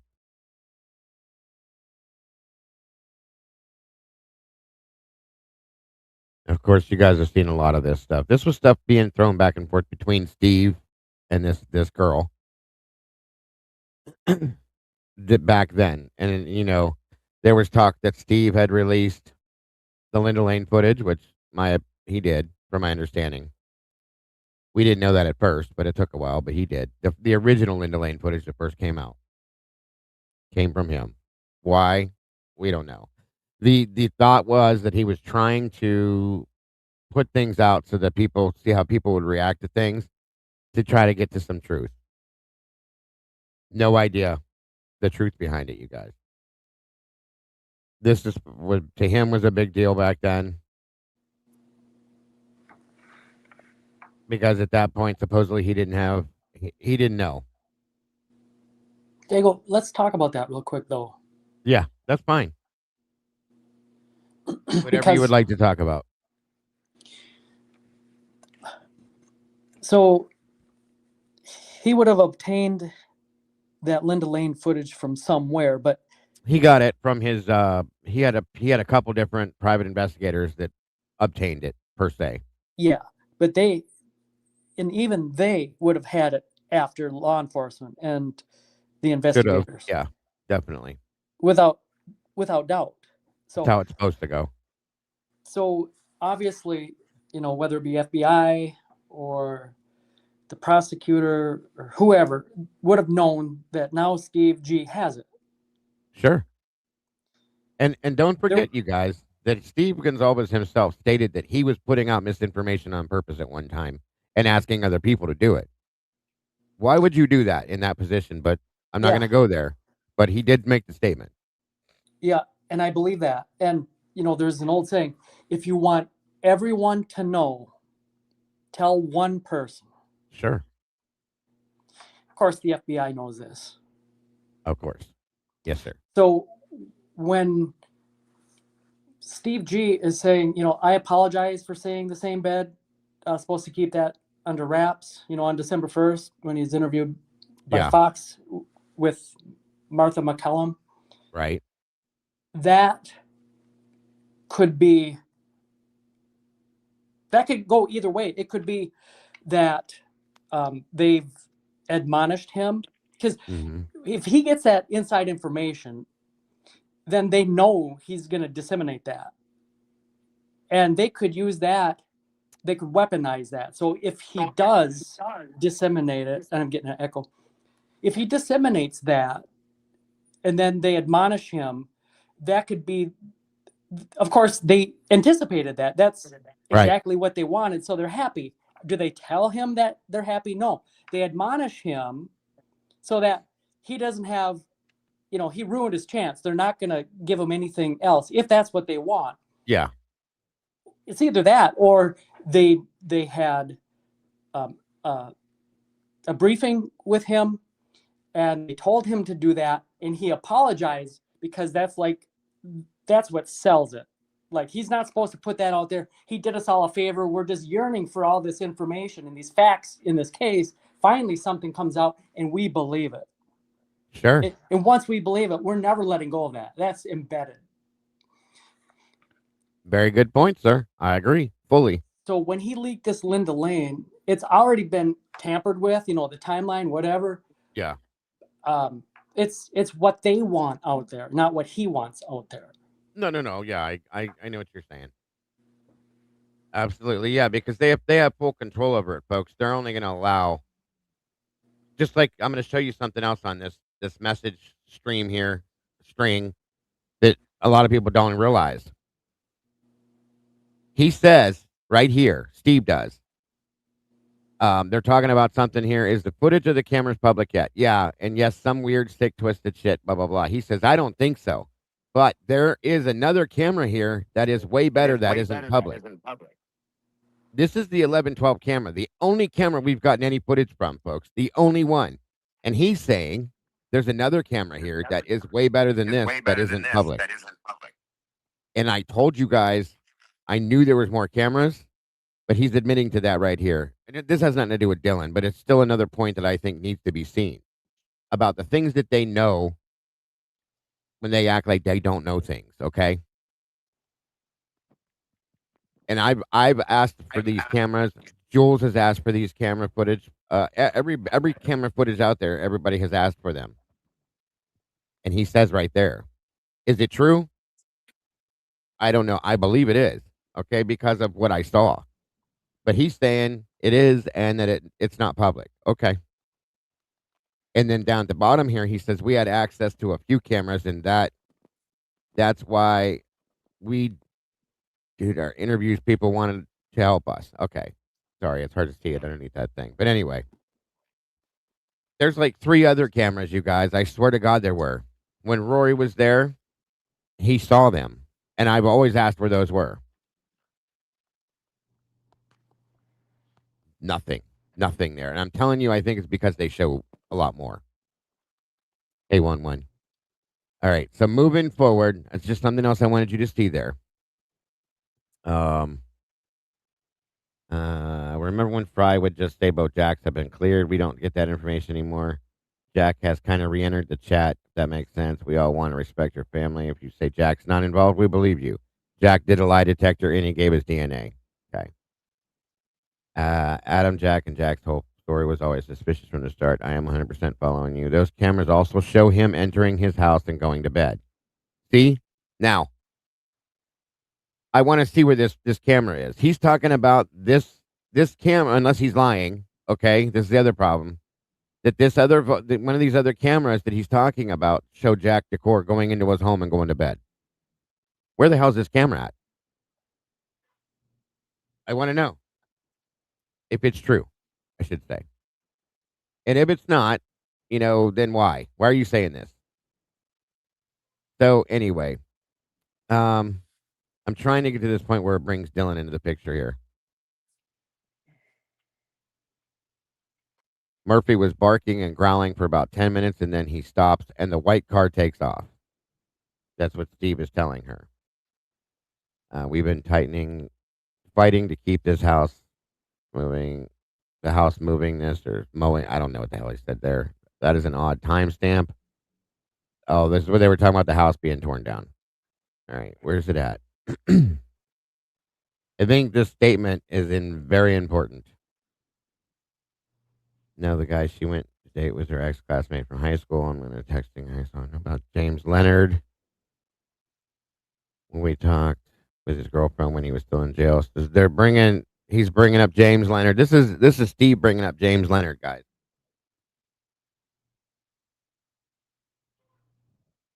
Which I think is kind of important. This is a picture of Kaylee with this other guy.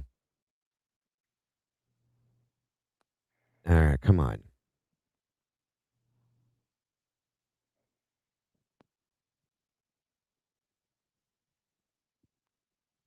Graydon Lee, I think is the name.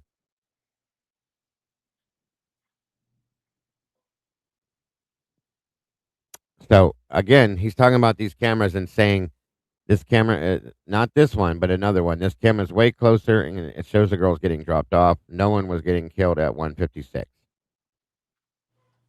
Well, we knew that, but come on, where's it at? I knew it's in here.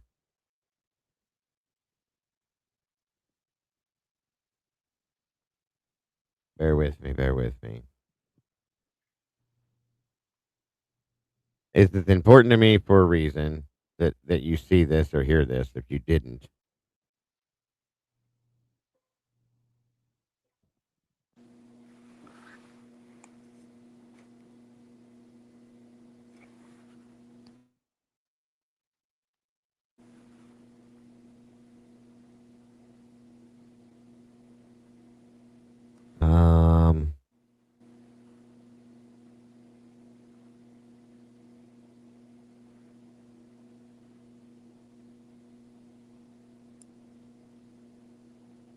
Oh, no. They brought up the Scott Cleary situation, him having a Hyundai Sonata, so on and so forth, because that was, in the beginning, one of the angles we were looking at because of Hannah Cleary.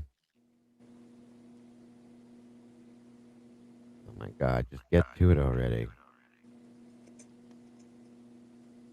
Talking more about James Leonard there.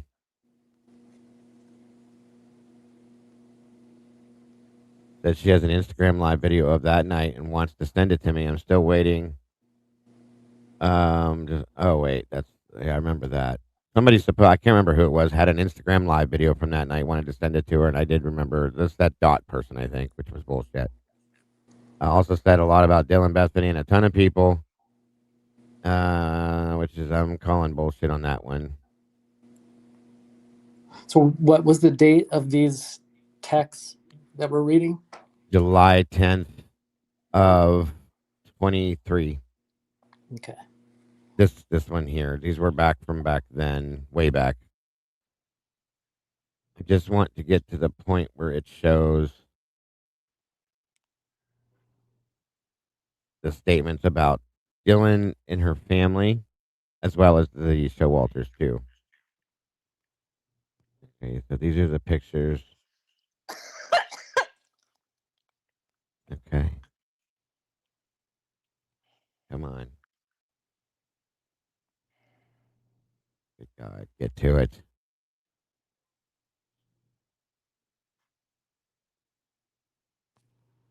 That's when they tried to say he bought. Okay, here we go.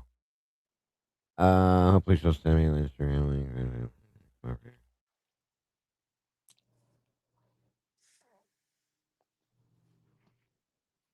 Bear with me, you guys. I'm so sorry. All right, so it starts off here. Yes.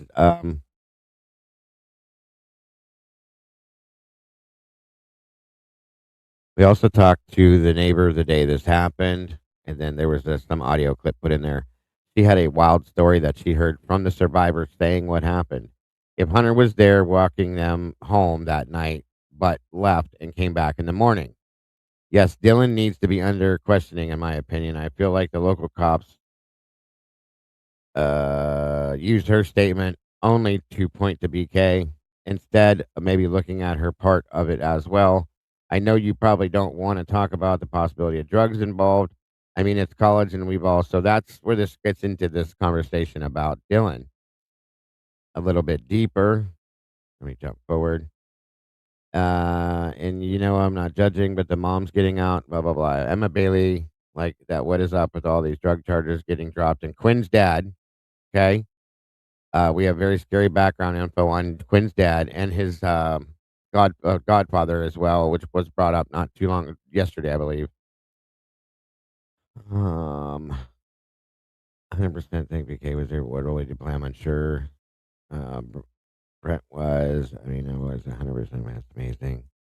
What about Dylan's? Do we know she was out of her mind? Okay, moving forward. It's coming up on it. And thank you for your patience, guys. They talk about Brenko Paca here a little bit. And then this is where they bring up the Charlie is off, the 155 Linda Lane footage. Blah, blah, blah, blah, blah, blah, blah, blah. Hold on.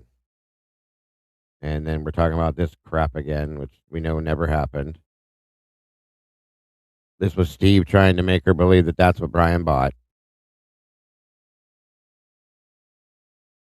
when all it was a Dickies beanie hat. And then they're talking about the naked guy here. Hold on. He is toast, but someone might have played a part helping, but seems to be risky for him to do that. People always talk. Now, this is Steve saying back then, okay, in July of 24, someone may have played a part helping, but seems too risky for him to do that. People always talk. So he's saying it right there, that he knew somebody else was involved back then. Okay. Which is quite interesting. Oh, come on. The girl Dot. They're bringing up the Dot thing, so on and so forth. Go forward. That was an intense story. Jeez, defending someone. Okay, here we go. Dylan is 100% involved. We need to find proof. She's whatever. It's so obvious when you really think about it, honestly. Like the whole story and all the bullshit with her narrative makes no sense. Sorry, I'm angry because people are covering for others. 100% Dylan involved. We need to find proof. She's a genius. It's so obvious. Okay, yeah. The neighbor was there and smoked. Jesus, come on, get to it already. If Cindy reached out to you, let you know the neighbor was there that morning smoking with them out back. That's why he's so scared. He legit got up and saw them smoking, walked over to just hang, thinking they were hanging, and he's so freaked out because when they found out when the cops came, and he's like in shock as to why they were all hanging out that morning. I'm disgusted, and I believe this. Okay, so that was the story that they were smoking in the backyard, cigarettes or whatever, weed, whatever it was. And one of the neighbors had joined them because he saw him at first, and then the police showed up not too long after that, and the dude got freaked out. Supposedly, that was the story I had heard back then. I am not what all is being said. This is what Steve says, but I have heard repeatedly that Dylan is shady and should be looked into. She says, wait, what? Ugh, I'm disgusted. I believe this 1,000. I'm so sorry, Steve. Wait, what? The grand jury members both said that they didn't believe Dylan's testimony, and it created more questions than answers. They said that some of them said she would be investigated, but for reasons that we do not fully understand, they didn't feel Bethany Funk was as shady. We only had some time to ask questions. Did you listen to my audio? The neighbor was over there smoking with them that morning, Dylan, Demetrius, and Emma. Is that the person said firsthand? So supposedly Dylan, Demetrius, and Emma and Dylan were over there that morning. And this is not just from the Dot person. It was from somebody else, supposedly. I don't know what I trust about that, though. All right, come on. There's some audio there that says that Dylan's involved. Cindy Green Gersh. That's the other name. I forgot about her. So sorry for this, guys. I'm just trying to get you to the point where he says what he says.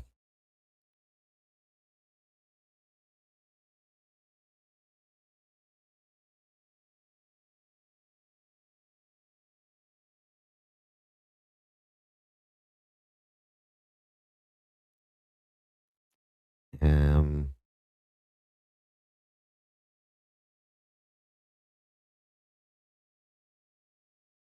so it's nice to know that the grand jury, again, didn't even believe Dylan's testimony, so this probably would have never went anywhere.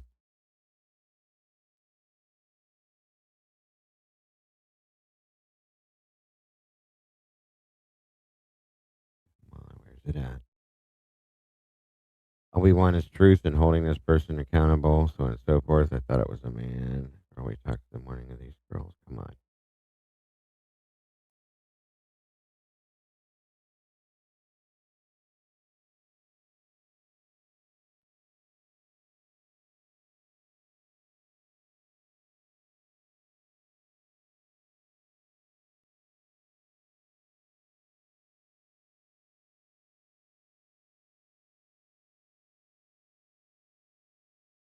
One thing that most people don't know of Dylan and especially Bethany are well connected. Oh, here it is. One thing that most people don't know that's Dylan and especially Bethany are very well connected and have friends in powerful positions. Okay, so this is where this starts to climb to the point, okay, of people being backed, which makes me freaked out. Like almost since I'm speaking with someone who saw it. Can you call on this?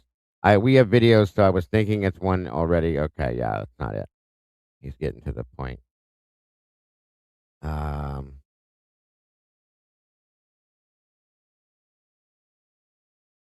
Come on, damn it.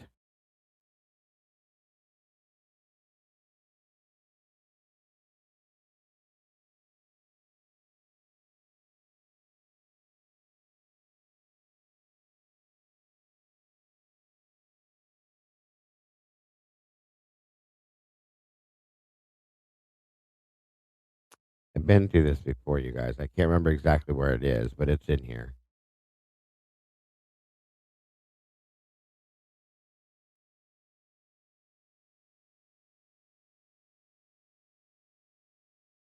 You guys still here with me? Yeah. Can I say something real Go. quick? Yeah, go. Take your time. I'm trying to Yes, find this Taylor. crap. Um, I'll respond to Momo's thinking comment in chat. I don't know how anyone could have seen the roommates as anything but involved. Of course. That's true, but to what degree? No matter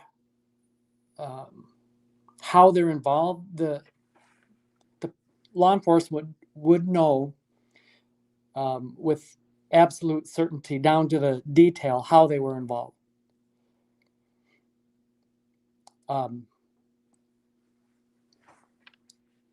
Personally, I don't think they're involved in having a direct role in dispatching their 4 roommates. But did they clean up or help clean up? Did they allow someone foreign to the house entry? Who knows? But again, law enforcement would know. And for some reason, because of that, it's not the roommates that I would then be suspicious of. It's law enforcement. Thank you so much, Luther. God bless, son.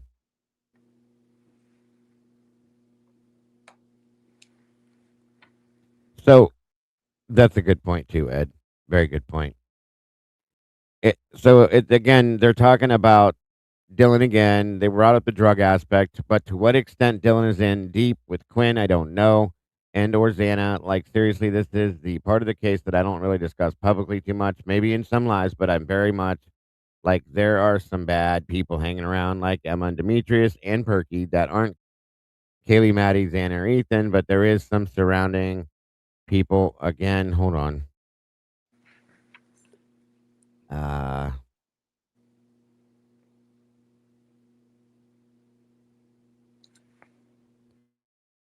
Yeah, this was back when Steve didn't want to hear about the drug thing, so on and so forth. He called it Hollywood. It sounds Hollywood, which it's a college campus. Why is it so hard for you to believe there's drugs? I mean, it's dumb to me.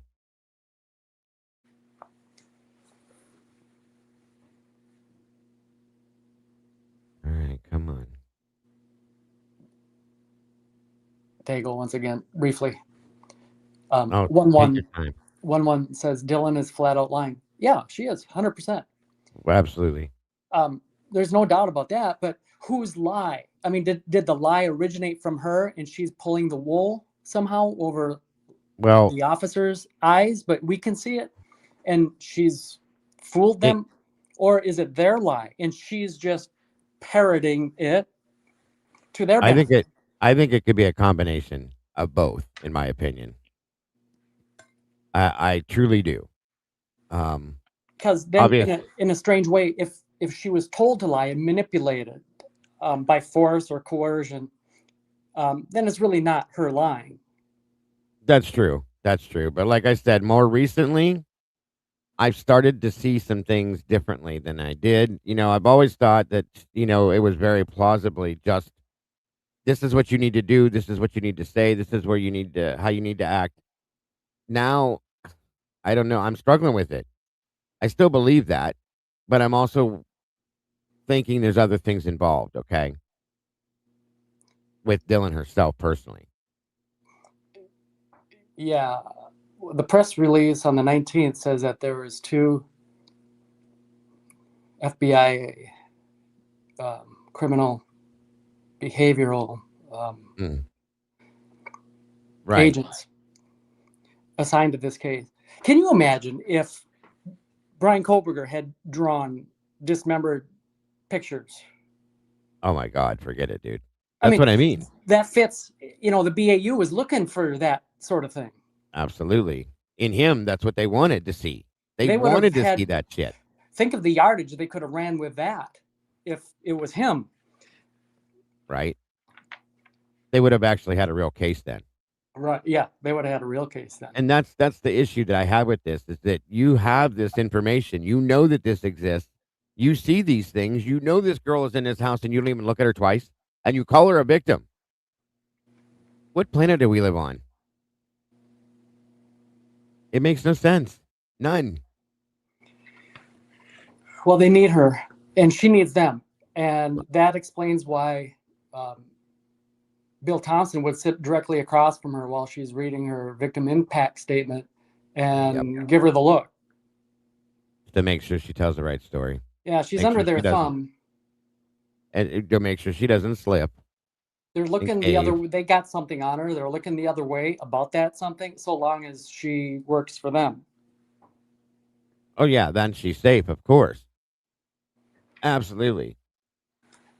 Yeah, and Dylan did see Xana bloody in the room, for sure. 100%. Oh, absolutely, without a doubt. If I may say something, of course they had something under Dylan. I mean, she was there. She knew what happened, in my opinion. And she didn't call 911. That's what they have over her, is the fact that she didn't call 911 right away when they were supposed to. That's what they're holding over both of them. I mean, that's a good point, too. At the very least, yeah. Most definitely. Here's a comment by Ma'am Nan. I think she was involved post-mortem. A lot of people are saying that now, that they believe that the post-mortem or quote-unquote experimental injuries that were done may have been her. And I can see why that would be very easily thought. Okay. Again, I feel like there's something wrong with this girl. I think she's detached mentally. Just knowing things that we know about her. Jesus Christ, how far towards the end is this? I didn't think it was that far in. Those are problems. These things should have been overlooked. Okay, they did a psychological evaluation on Brian Koberger. I think it's the wrong person. I'm sorry. Very much so. Yeah, they definitely should have. Compared to this, in my opinion, yeah. Absolutely. I mean, who really is normal? Anybody?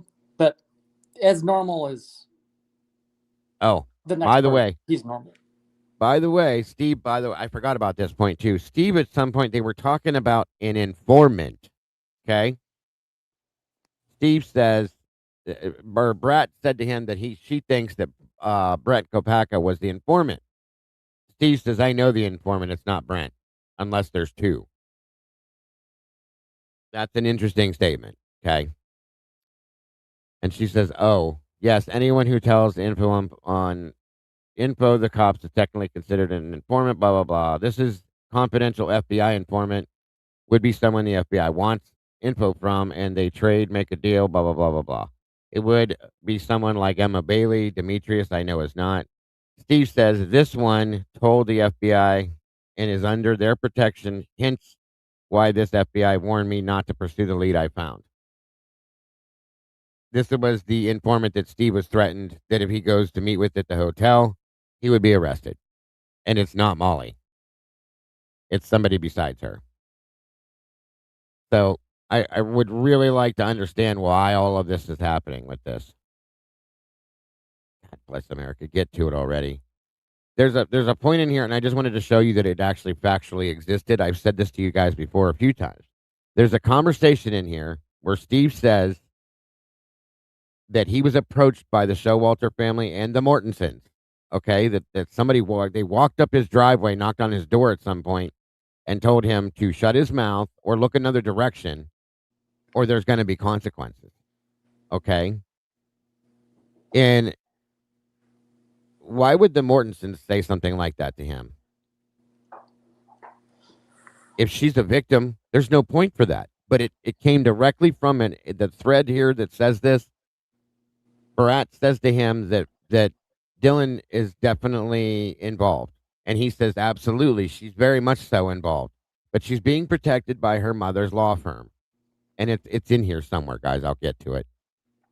And then that's when he makes that statement about that, which blew my mind. And it now has made me even more, with everything else I've seen, it just keeps coming back about that situation. That just sounds like a tall tale, though. I mean, I wouldn't take that at face value. Well, there was a change. There was a change in his personality towards this case, a complete 360.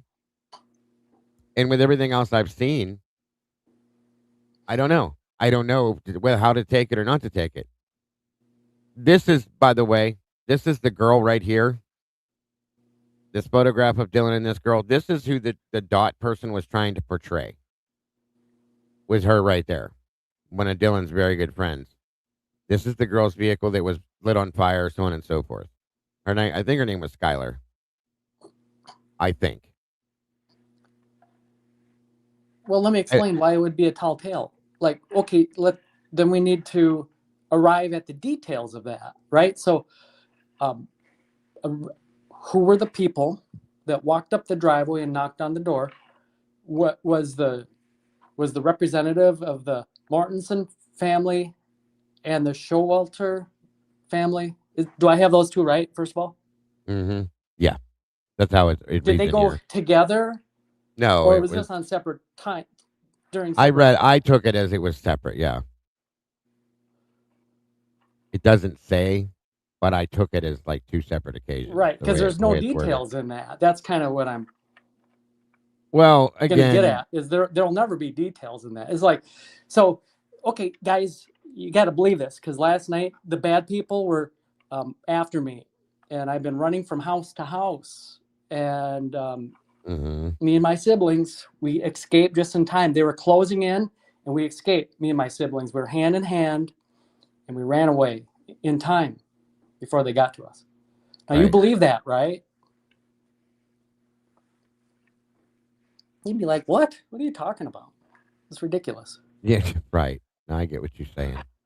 But because, given who's saying it, see, I'm not a victim, but if I was a victim, I could say it, and you would believe me.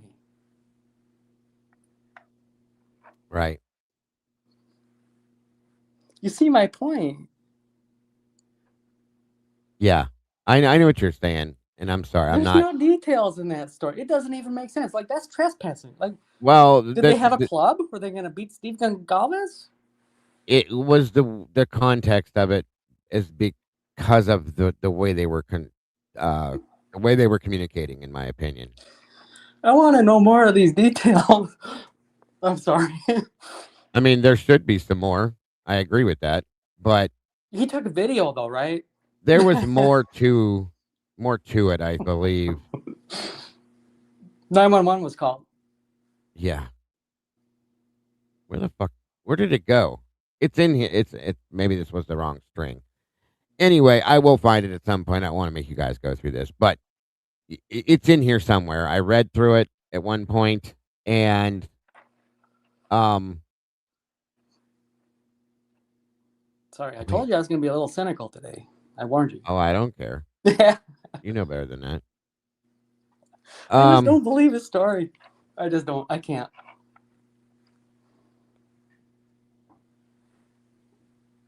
So, and like I said, at some point there was a cutoff with him where at one point he believed and acted one type of way, and then he kind of changed over to 100% different. Like he was at some point he was against Dylan Mortensen. Okay, that's the point I was trying to make. And saying, "Oh, she's a liar. She's this. She's that. Everything else." And then one day he came out here and was protecting them. Leave them alone. They're victims too. They've been through hell. This doesn't. They don't deserve it. Like what? But according to you, she's a liar. And according to these text messages, she's a liar. She's crooked. She's shady. She's everything you said. And then she's not. So I want to know what changed her mind. But who's been proven to be a liar? That's why I had a tendency to believe what he was saying because of he has. Because of that change in his attitude towards this. So that's where I was kind of like, okay. It would make some sense then. But again, it doesn't mean that that's what it is. It could have been something completely different.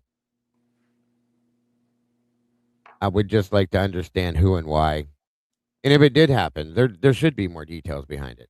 But that's all he said. And I don't know if it's because he didn't trust this girl.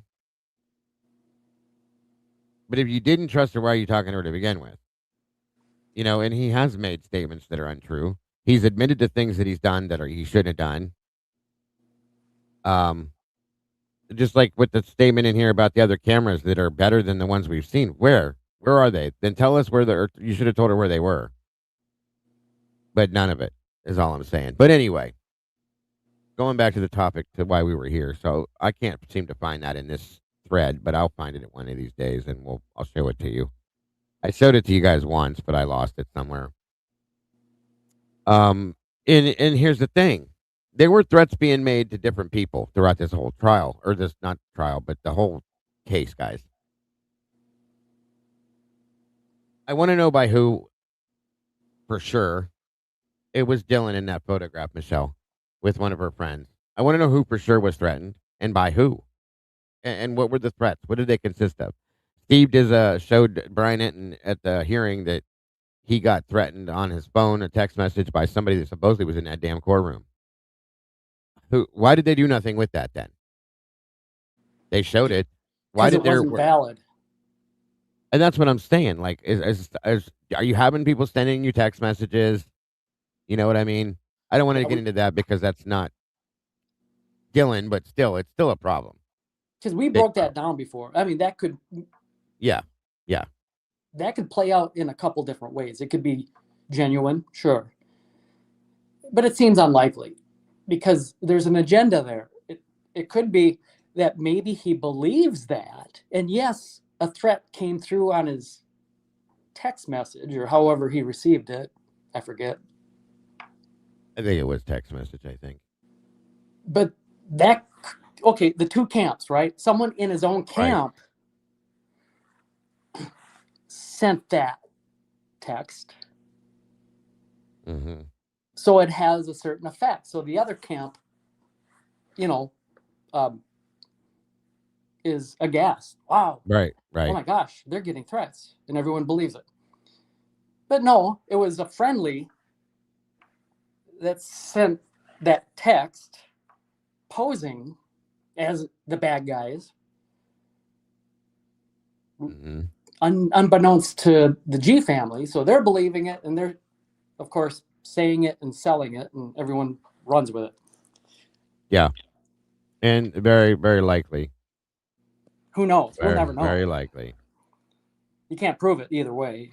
That's the biggest problem right there, is you can't prove it, unfortunately.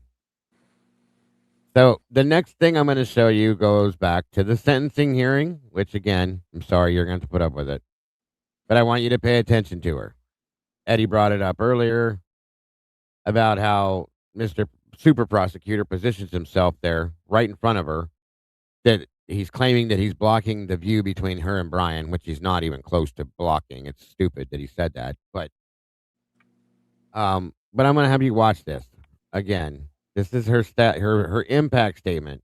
Now, mind you, once again, Bethany never showed up for this. Bethany doesn't show up for anything. Bethany has not come back here.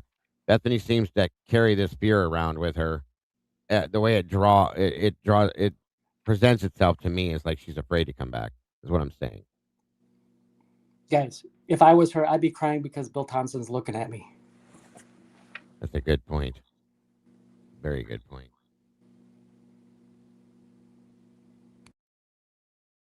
Hold on. All right. Let's see here.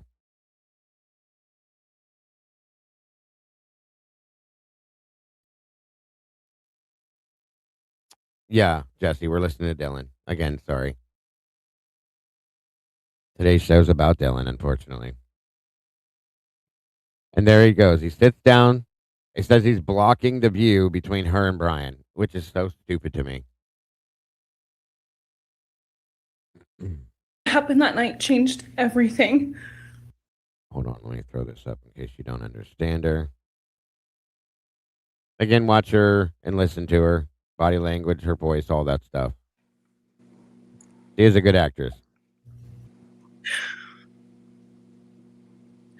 Because of him, for beautiful, genuine, compassionate people were taken from this world for no reason.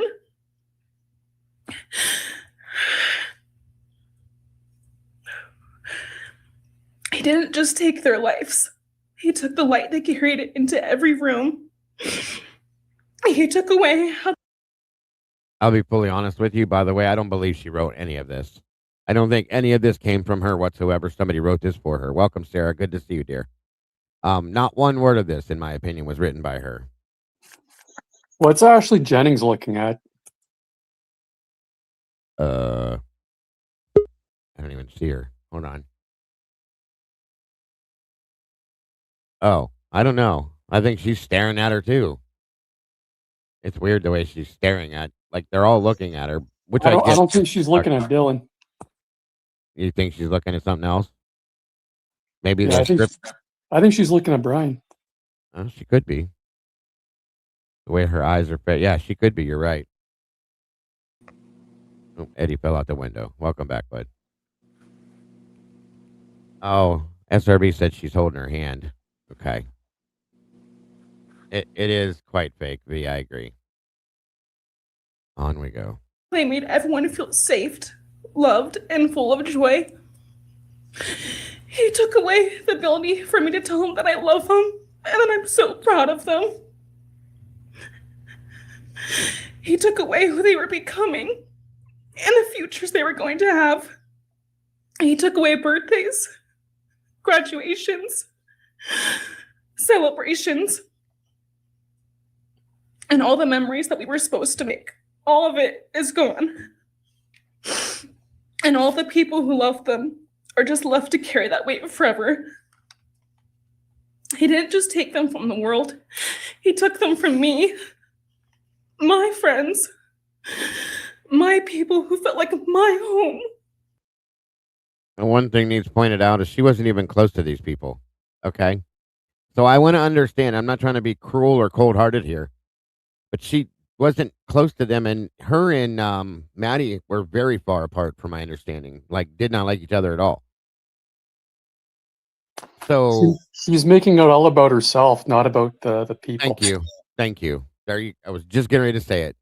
Point taken, sir. Yes, this is about her. It's not them. Okay. It kind of does. SRB said it sounds like a love letter apology. Amen to that one. And it again, I don't believe she wrote any of it. None of it. Emily probably wrote it for her. So, just saying. Or ChatGPT. There you go. The people I looked up to and adored more than anyone. He took away my ability to trust the world around me. What he did shattered me in places I didn't know could break. I was barely 19 when he did this. We had just celebrated my birthday at the end of September. I should have been figuring out who I was. I should have been having the college experience and starting to establish my future. Instead, I was forced to learn how to survive the unimaginable. I couldn't be alone. I had to sleep in my mom's bed because I was too terrified to close my eyes. Terrified that if I blinked, someone might be there. Don't forget the video I showed you of her friend's boyfriend that came out and said she's absolutely fine, that she had no trauma from this. She had no previous trauma to this, nothing, that there's nothing wrong with her. She's doing fine. So don't forget that too. And also, she was still going out and partying and being seen in public. And I believe she was told, you need to stop doing this. People are looking at you a funny type of way. People are starting to not believe you. You need to stay your ass the fuck home and stop being seen in public drinking and partying like nothing happened. Because she was doing that in the very beginning after this, which tells you truly what her feelings are. So there's that too. I made escape plans everywhere I went. If something happens, how do I get out? What can I use to defend myself? Who can help? And then there are the panic attacks. The kind that slam into me like a tsunami out of nowhere. I can't breathe. I can't think. That's called guilt. Sorry. I can't stop shaking.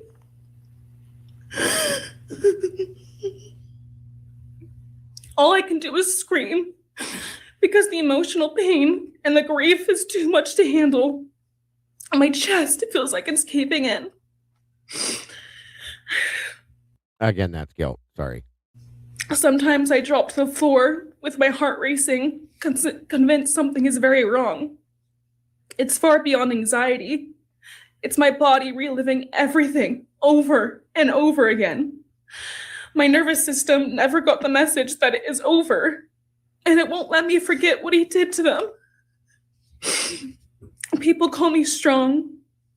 They say I'm a survivor, but I don't see what my new reality looks like. They say you're a liar and that you're pathetic too. They don't see the panic attacks, the hypervigilance, the exhaustion, the way I scan every room I enter, the way I flinch at sudden sounds. They don't know how heavy it is to carry so much pain and still be expected to keep going, and that's because of him. He stole parts of me I may never get back. If you guys haven't noticed, she has not said one thing about Kaylee, Maddie, Xana, or Ethan. It's me,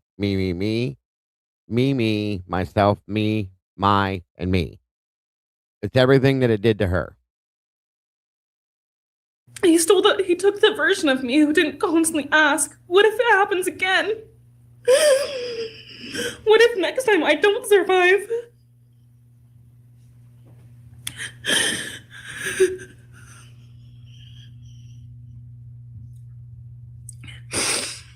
So bad.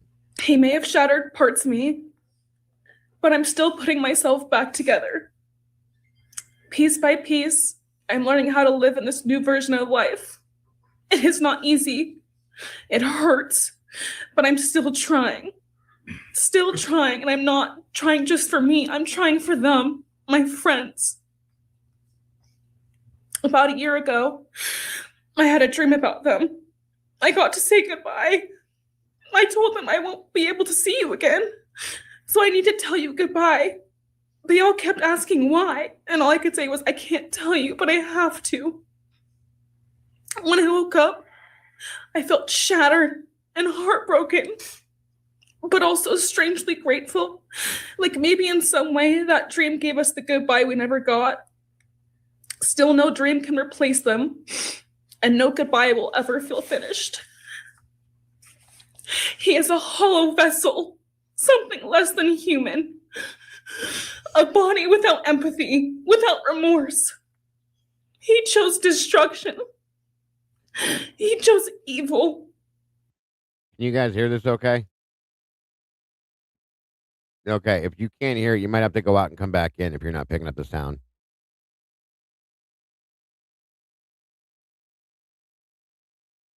He feels nothing. He tried to take everything from me. My friends, my safety, my identity, my future.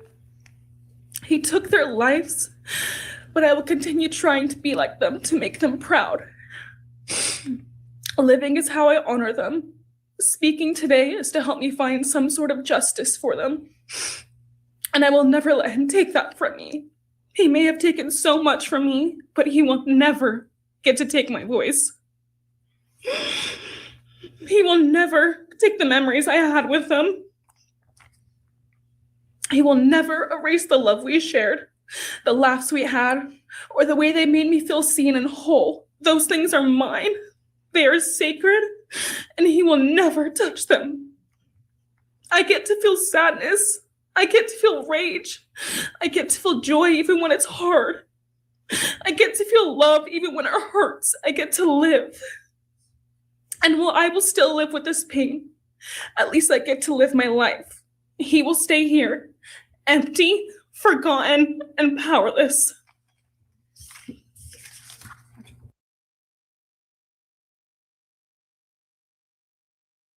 Wow, what a joke. Sorry. I am probably one of the most heartfelt people you ever meet. Sorry, Lucy. And I truly do have compassion for people. That'll tell you another thing. I have zero for her. I can't. I tried. None at all, because I think I know who she is at this point. Truly and honestly. I believe that was all an act, every bit of it. Without a doubt. So, just saying. Let me ask you this. Do you think that she voluntarily went up there? Like, Bill Thompson, the can statement? I please? This is weighing on me. I have to have a moment and not say, at all. Yeah, agree. No, I think they asked her to do that. They probably asked them both to do it. And said, this is how this works, so on and so forth. So that's truly my feeling on Joanne, Becky, yeah, exactly. No, I think they told her they would like her to do it. It would definitely help for the parents, so on and so forth. And if you remember, guys, in the beginning, there's a point in Bethany's interview with Blaker where he says, why doesn't Dylan want to talk to me? Why wouldn't Dylan want to talk to him? That's weird. I wonder. And it's absolutely in that interview with Bethany. There's a bunch of misconstrued things in Bethany's interview that Dylan supposedly says one thing, but she never says it. There's another thing that was stated that she never said, that, the whole, I definitely would notice that nose like that, but doesn't recognize Brian at all. Are you serious? Because you didn't see him. You know why? Because he wasn't there. But you were. Go ahead, Moto. Yeah, a couple of things. So why would Dylan be so scared if the person that was responsible for this was locked up and he was sitting right across from her in cuffs? Why would she be scared still? Why would she be paranoid? Why would she be afraid to go to parties? The reason she's afraid is because she knows he's not the person. Bingo. 100%. Like, and I think even when Bethany shared like that, when Bethany's friend shared Bethany's impact statement, Bethany almost had the exact same speech. I think I'm scared to leave my house, even though the person that was supposedly responsible for this was behind bars at the time. Like, that one, I believe. I believe her, Moto, because I think she's afraid of who Dylan is involved with, how Dylan is in, maybe Dylan herself. She may be afraid of her herself, truly and honestly. Yeah, because they both know that the person responsible for this is not behind bars; they're walking around.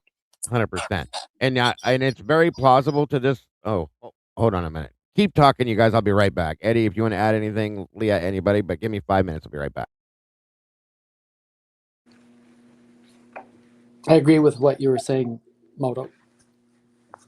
Thanks. I just it seems so fake to me. Like just the empathy part of it. It's they're not being truthful, and I don't think it's that they don't want to be truthful. I think they do, but they're being held back from being truthful.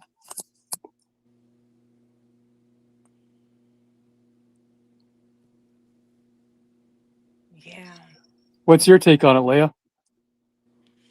Well, I think Dylan was involved. She knows everything that happened. She had a part and all that stuff. And when Dago goes over the comments that I found that I agree with, we'll see maybe a bigger picture that can show two parallel crimes being investigated. But I think this was one crime, not two crimes with one motive. And I can't wait until Dago goes over it.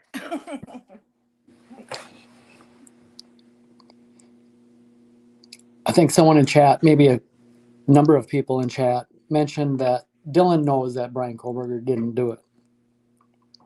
And I agree.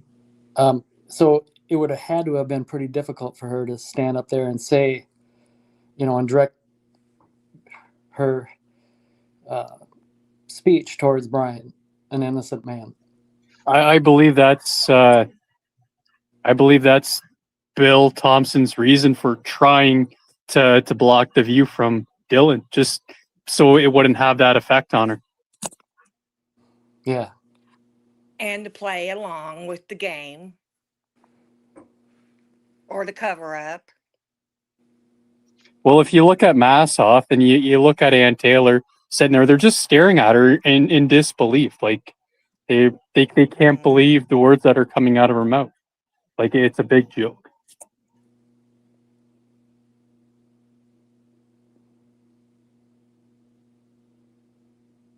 And Ann Taylor knows everything too. I mean, she knows the motive because of the parallel investigation. Her hands were probably tied. She had to play along with the good old boy society because you can't fight them. You usually can't. And she, I guess, joined them. She couldn't fight them, so she joined them. And Brian was a cover up. Brian has to be the cover up. You'll see when Dago goes over everything. I just don't want to say too much before he starts reading what we have.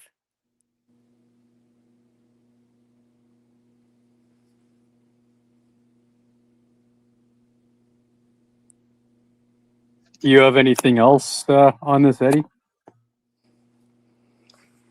No, I think we all agree that it's not genuine.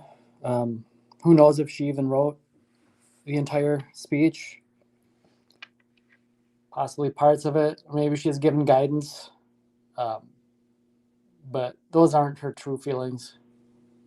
That's true. I agree with that too. She is a pretty good actress, though. I don't know. I think her crying is just super fake. It is. Yeah, I understand that. But compared to, I wouldn't be able to do that. I mean, even fake crying would be Yeah, I Um, can't fake cry. and she's for what she's up against. She did a pretty good job. Uh, I guess so, huh? Because I don't even know how to fake cry, so, and she can. yeah, I wouldn't be able to pull it off as well as she did. Mm-mm. I know some people could.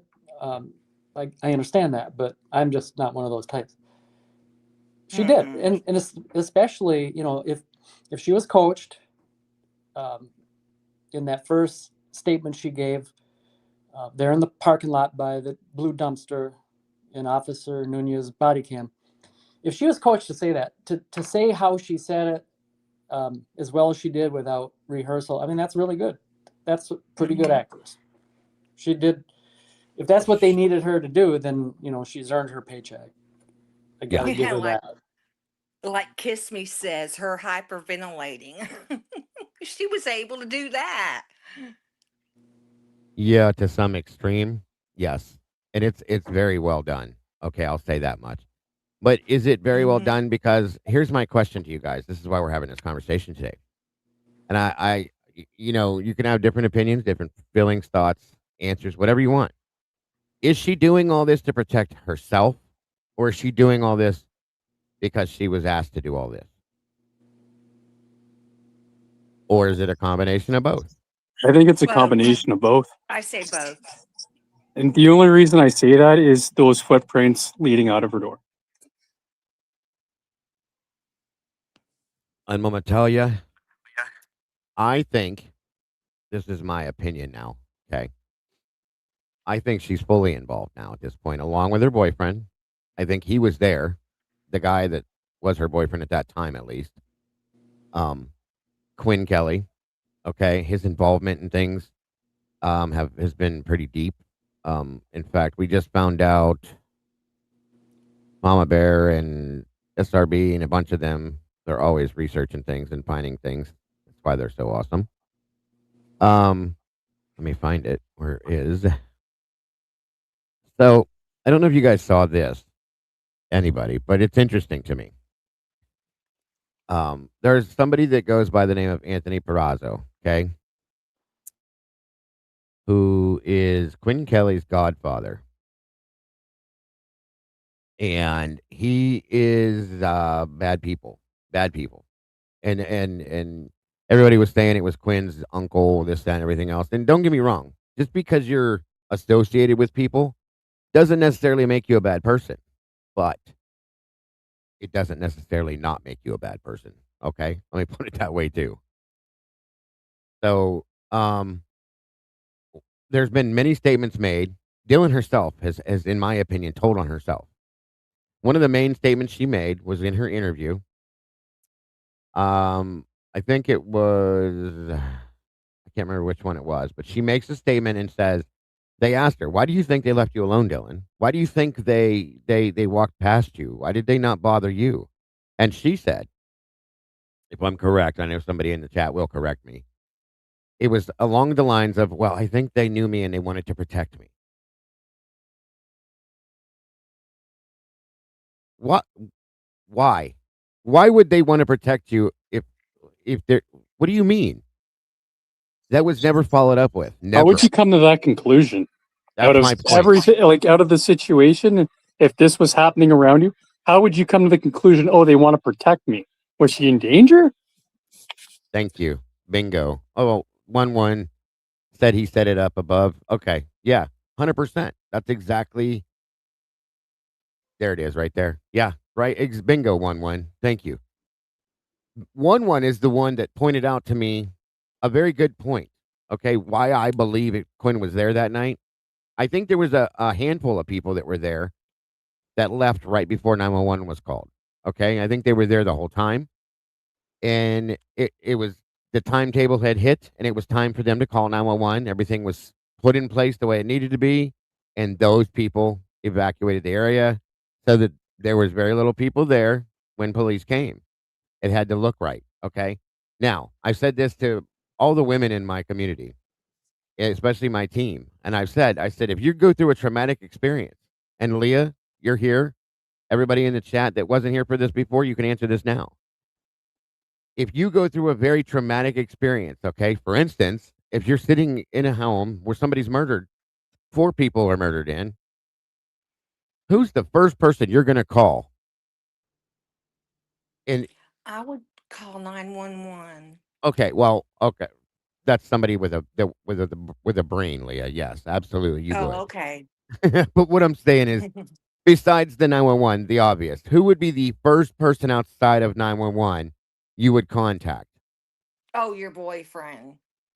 If you have a Or boyfriend. your husband or your spouse, Yeah. even if it's a Mhm. man, we'll say, if I went through a traumatic experience, which I've been through, okay, the first time I carried a dead baby out of a house Mhm. fire, I went home and bawling my Mhm. eyes out because I had a newborn at home and cried to my wife at the time. Okay. Mhm. It was a traumatic experience. Now, if you don't Mhm. have a boyfriend or a spouse, maybe it's your father, or so, or for women, they typically will go to a man or their closest person to them, which, Yes. in a sense, for a young girl, would be a boyfriend. I would think she didn't call him, not at all. Okay, not at all. And I feel like it's because, and one pointed this out, it made me truly believe because he was there. She couldn't call him because he was there already. And everybody said, no, no, Dago, his phone was in Boise. They found it. I said, okay, fine. That phone was. That doesn't mean he didn't have another phone. The dude was a drug dealer. Come on. Very likely had more than one phone. A burner phone. I wouldn't doubt that at all. So, and again, I've been dealing with some emails that have been being sent to me to break down this whole thing about the 351 contact added to her phone.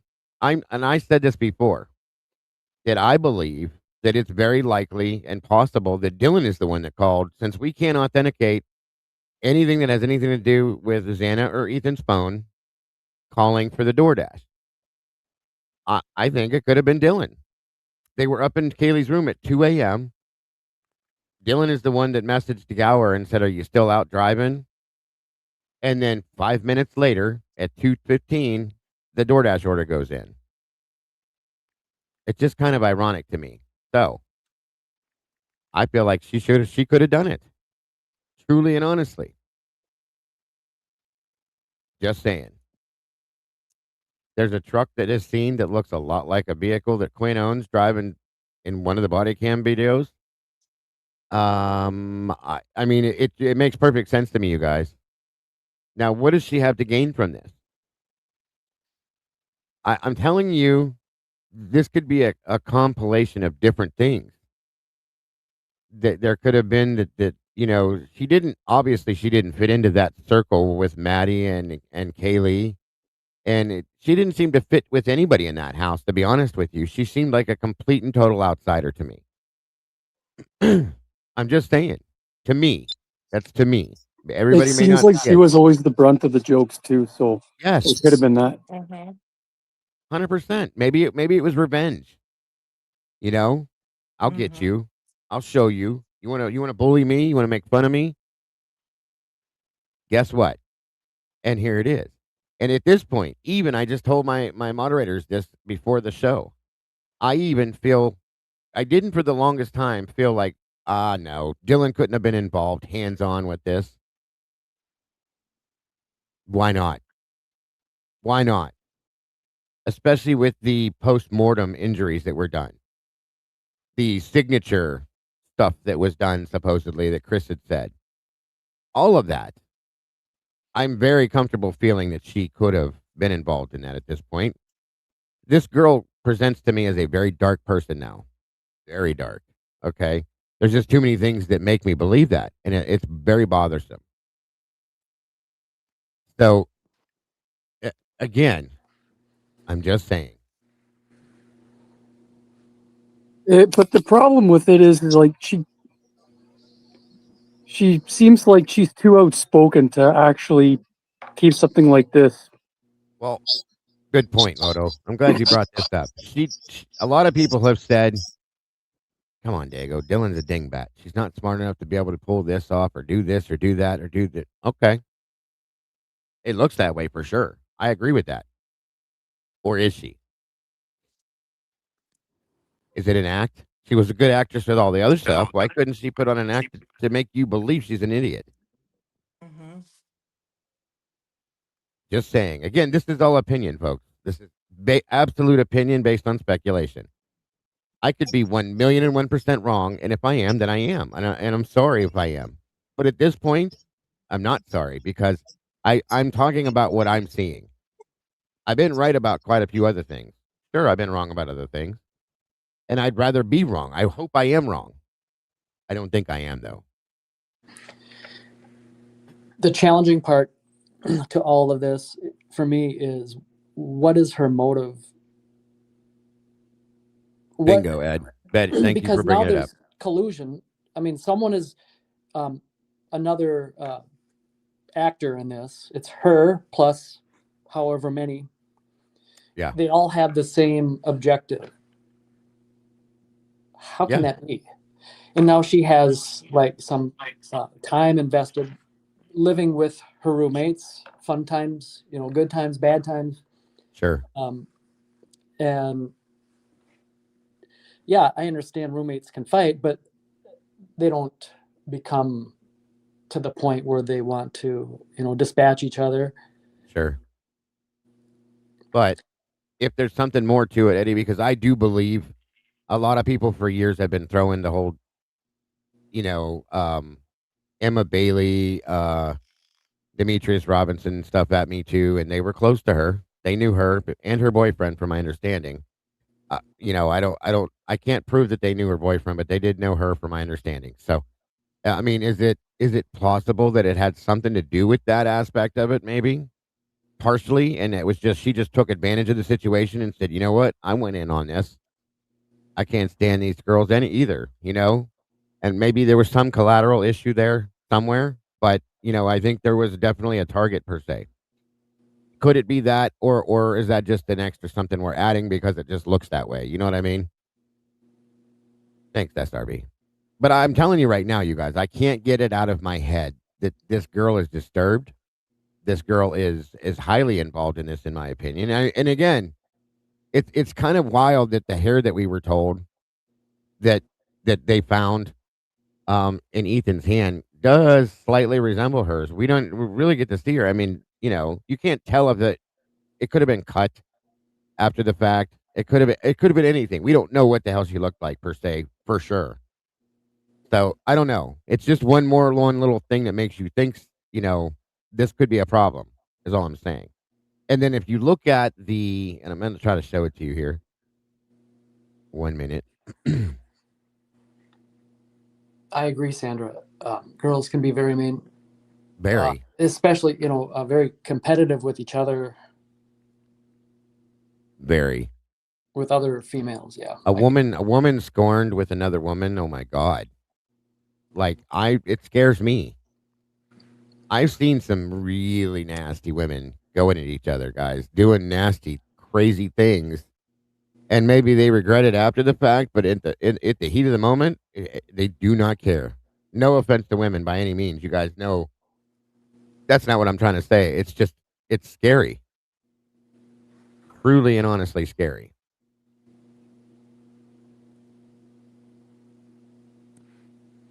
If there was a jealousy issue, it could be many, many things as a motive, okay? It could have been just two of them that she had issues with. It could have been all of them. Maybe she was jealous of Ethan and Xana's relationship. I'm surprised nobody's tried to interview her, or she hasn't been interviewed or been on TV since. I'm not surprised. I think she's hiding from it. You know what I mean? No, I think she's the kind of person who would just jump right in there. That'll never happen. Not with her stepmother being the attorney the way she is. They've probably warned her. If you want to stay out of jail or you want to keep eyes off of you, you need to stay the hell away from public. That's my thought on it, but I could be wrong. I'm trying to find something as we speak, but no, that's just not happening. I don't think we'll ever see it, honestly, unless 20 years down the road, But again, even then, I still wonder, No, she's in the pocket of the state, and you're not breaking that bond. They wouldn't allow that either. No, never. Because if she does that, that puts them out in the wind. Okay. And then at that point, oh boy. Yeah. No, bye-bye, Dylan. And then because they can also roll back over on her. You know what I'm saying? Well, if you want to go there, no, you're going down for it, then we ain't. She knows not to do that. Yeah, I'm sure she was warned, this is the rest of your life. And so in the book, chapter 6 pretty much plays all about Dylan. It relates to the Vampire Diaries, Double Work, the Black Balaclava is what it's titled. The Vampire Diaries. That's another point too. Do you guys realize that this girl relayed a statement to the world that was almost word for word in a Vampire Diaries episode that they were watching that night? Nobody questioned that. Nobody. I played it for you guys at one point. We found the episode and played it, and it's the same exact thing she said. There's a girl crying. A guy runs up to her and says, "Don't worry, I'm here to help you." I mean, seriously, is that really that? The irony is too real for me. I can't believe that it's ironic, and definitely not coincidence. It just doesn't. It doesn't make sense. The latent footprint again in her doorway, right at her door frame, and it's interesting because the way it looked to me is that the footprint, if it belongs to her or whoever it was, the person was straddling her doorway with their toe facing the door frame, which is looking into the living room area, like they were standing there watching something. That's how I saw that. Bingo, 100%. What were they standing there watching? I wonder. I think they're yelling, egging something on. Very possible. Or, hey, she's here. She's right here. Or any bit of that I can see. So here's a little thing, guys, that was interesting to me. Now, listen to how this is put out, okay? Dylan advised that she's not certain if she stayed awake to watch more Vampire Diaries episodes or if she went to sleep. She was not certain if she locked her bedroom door. And she was not certain if she locked the sliding door because she was the one who usually did. But she also volunteered in her statement that she believed that Moscow was a safe place. So the sliding door was not always locked. She does not remember if anyone locked the sliding door. Excuse me. Before she went to bed, she was the first to go to bed ahead of all the other roommates. Convenient. She explained that she previously had and here's where we go to offering up too much information to try to create a persona about you, in my opinion. Okay. She explained that she had previously had a lot of dreams where she had been kidnapped in her dreams. And she further explained that these types of dreams started in high school and she knew they were dreams and she would let those things happen in her dreams because she realized they were dreams.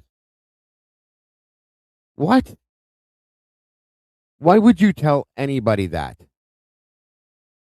Anybody? What does that have to do with this, too? If she's trying to create a mental picture of herself to them, in my opinion, okay? And all she's creating is she's making herself look insane by saying that. That's my opinion, but just saying. And you can't tell me they didn't catch on to that. Okay?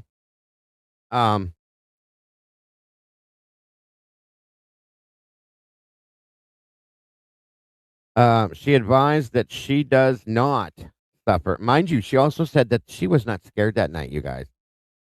Remember that? She said when she saw the guy, there was no fear. They asked her, were you scared? No. I believe that. Why were you not scared? Why would you not be scared in that situation, folks? any To go back man to or one's reason, she knew she wasn't in danger. thank you. Absolutely. She knew she had no part of this. She was not in danger, that she was absolutely safe. Like she said, they were protecting her. She said she never suffered from anxiety and denied prior life trauma other than divorced parents. Dylan explained that she was awakened by a noise sometime between 4 and 4:20 a.m. I don't believe that. I believe she was awake the whole time. She was asked to explain the amount of alcohol she had consumed before going to bed, and she again explained while she was playing Rage Cage, which included the White Claws, part of Lakesborg, and maybe 2 or 3 more drinks. But she also had explained in her report that Lakeland was trashed, and she had to make sure Lakeland got home safe and sound. So she got the sober driver to drive them home. They watched Vampire Diaries, and then Lakeland walked home. When Lakeland was supposed to spend the night, basically, she offered for her to spend the night, and Lakeland said, no, I just felt like I needed to be at home. I think Lakeland knew something was about to go down, and that's why Lakeland left. She didn't want to be there. Or she was told that. You might not want to be here. I think something's going to happen. Or something like that.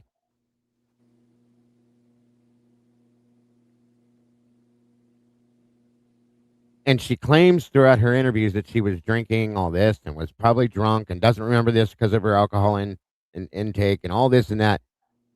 But I'll be damned if when she's telling these stories to Jack Decor, to Officer Nunez, to everybody else, she sounded clear-headed as all could be.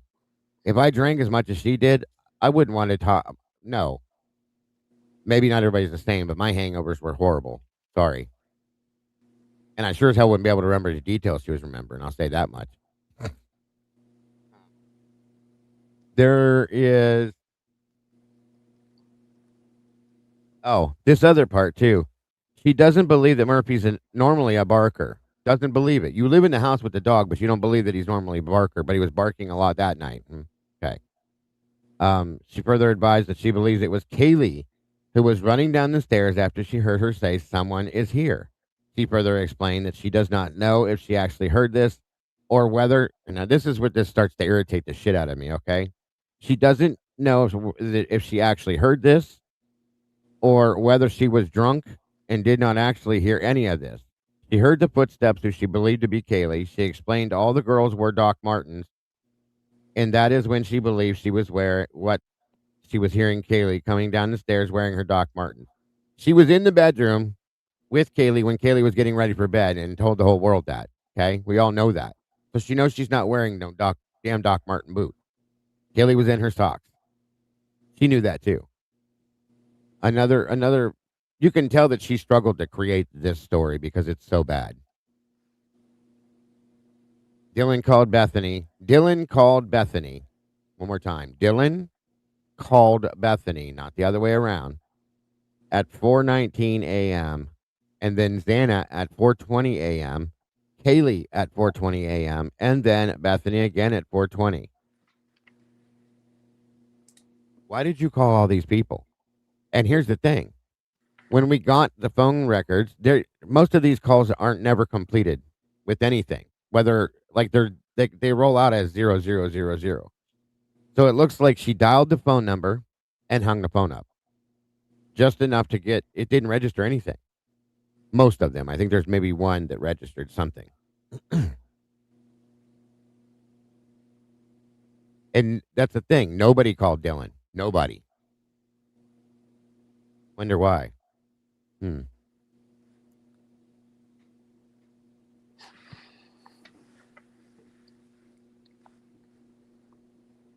minute. I'm trying to find another part in here. And then the stories between Xana and Kaylee. Dylan believed the unidentified male was in the bathroom with the person who was crying. She believes it was Kaylee, who was the one that was crying. Dylan stated that now she has gathered additional info. She now believes it was probably Xana who was crying. You mean because you were told to say that? Is that what you're saying by the additional information you've gathered? Just say it, you know? .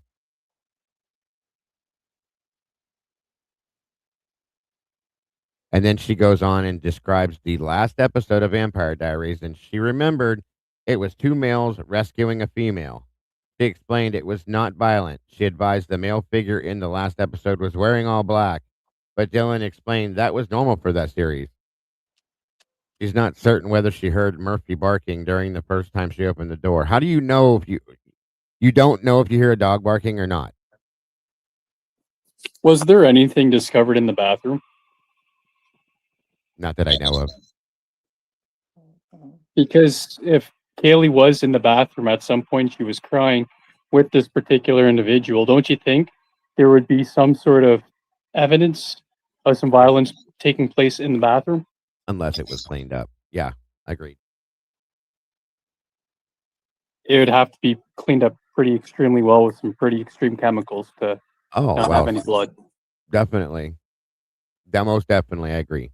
The floor, just like when Chris is talking about in the book, the floor, there's not one mark of blood on that floor. Nowhere. But it goes on the walls all the way down to even the crown molding, but it never touches the floor. That's unbelievable, which means it was cleaned up, basically. Very well. Well, the floor was never tested with that. The right stuff, right? Yeah, right. Yeah, the blue. Because if there's like a droplet of blood and then you go to clean it up, you have your pail, you got a gallon of water and a rag and you start wiping it and you wipe it up so you can't see it. Well, guess what? It's just a larger smear for the professionals to find forensically later. Instead of being a tiny little droplet, now it's just a big, wide, swath on the ground for them to find. Right.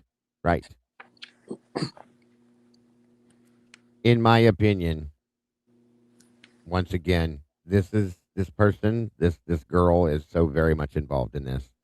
There's so many things that point to, there's more. This is what bothers me, truly. There's more what I would call evidential information that points to her as a suspect than there is even remotely close to what points to Brian. Because there's nothing that points to Brian. That's true. I'm not going to argue that 100%. But in what way is she involved? That's the hardest part. Okay, let's look at it from a detective's. Go ahead, Leah. Go ahead. I'm going to grab my coffee. I can still hear you guys. Dago, when you go over that stuff, we'll have a few more answers.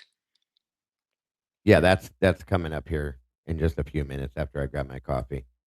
Okay. Just making sure. Have you got something to present to us, Leah? Yes, I found some comments of what happened that night and why. And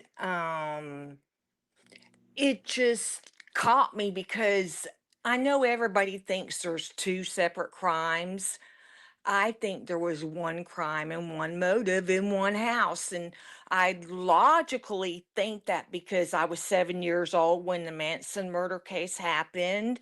And I know about the Wonderland murders in 1981 when that happened. When a group of people are killed by another group of people, it's always been one crime. There's not like two separate groups going here and there. And oh, by coincidence, we chose this night in this house to do this. It just doesn't make sense to me. So that's what my gut level has been saying this whole time. What is the one motive that would connect all four of them together?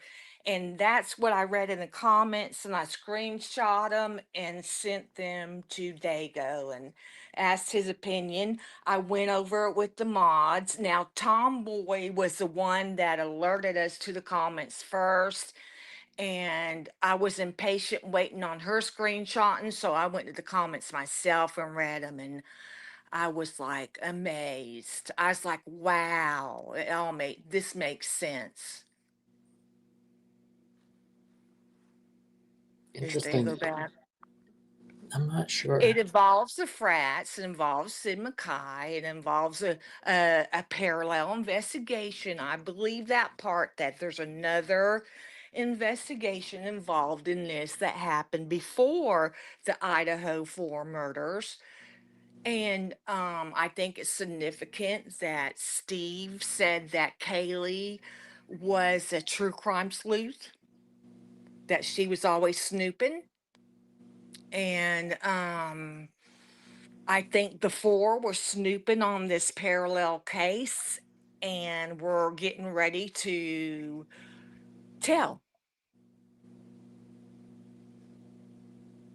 Now, whoever the person involved in the parallel case probably has all the information too on like drug trafficking and all that stuff, because that person was a CI also in Sigma Chi.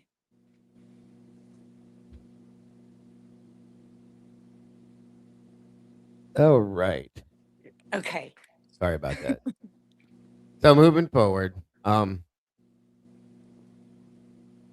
right, let me pull this up. You put this in email, didn't you, Leah? Or is it in the Discord? Discord. That's what I thought. Okay. Let me make sure I'm right. Give me 1 minute. So this goes. I should have put this out a couple days ago, so my apologies. I just got so wrapped up in the other stuff I was doing. 1 minute. 1 minute. 1 minute.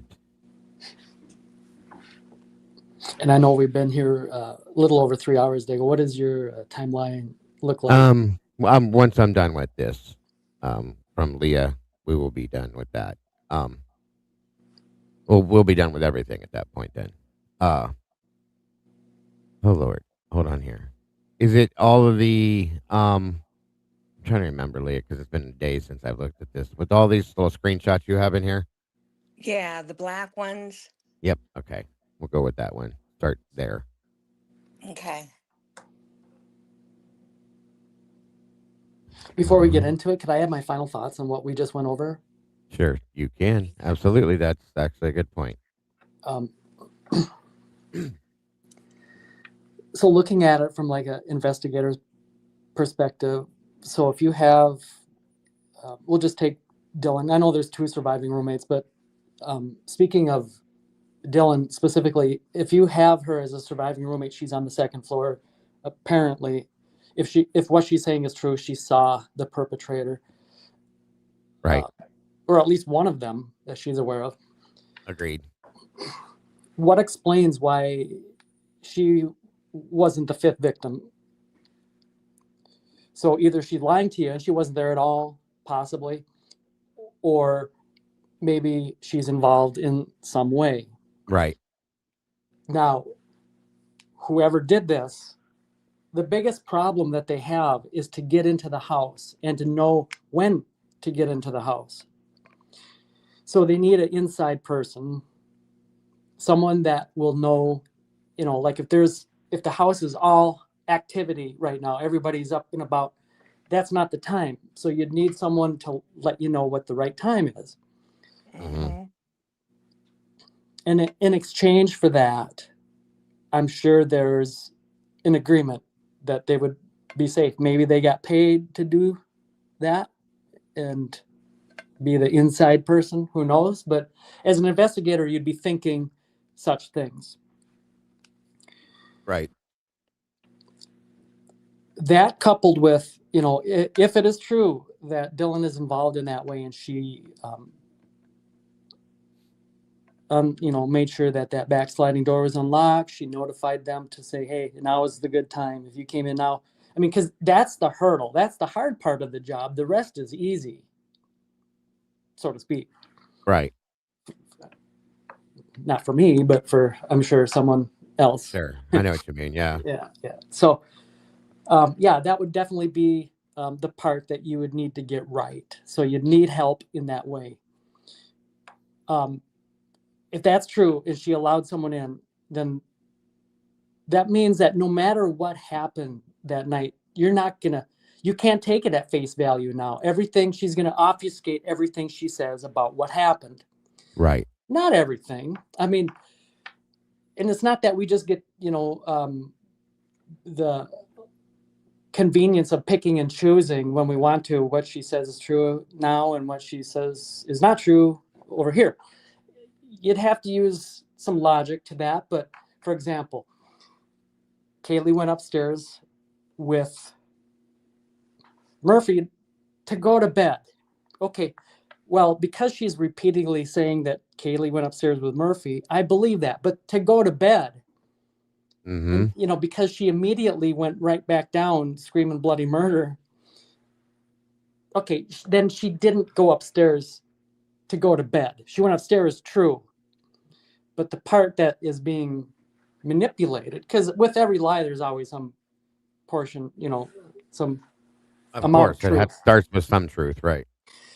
She didn't go upstairs because she wanted to go to bed. Possibly she heard something. Can you imagine what it would sound like if at that time they went upstairs to investigate some unusual sounds? We'll just say it like that. Now notice who didn't go upstairs, Dylan, right? So what explains that? Because, innocent enough, benign reason. They were going upstairs to go to bed. Well, no, because she knew not to go upstairs, and that's not the reason why Kaylee and Murphy went upstairs. Right. You get what I'm saying? So sure do. All that to say, it looks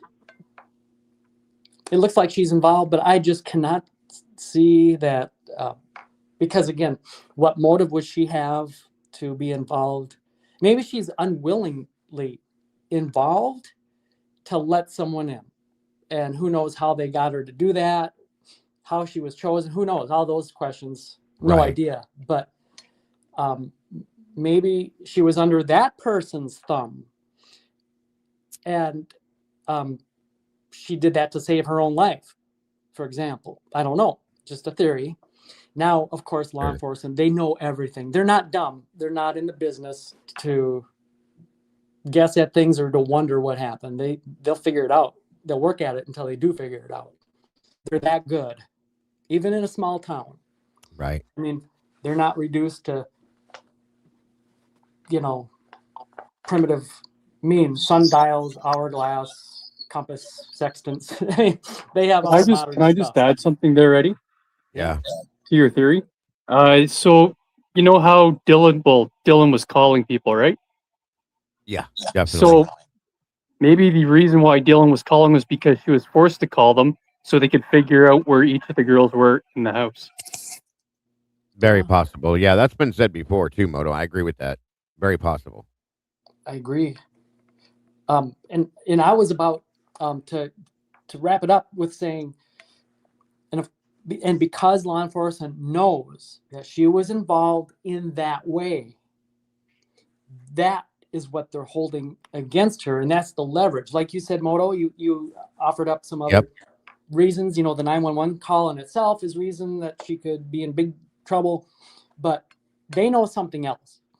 And if they're holding that fact, if it is true that she was involved in some way against her, because they would know it, then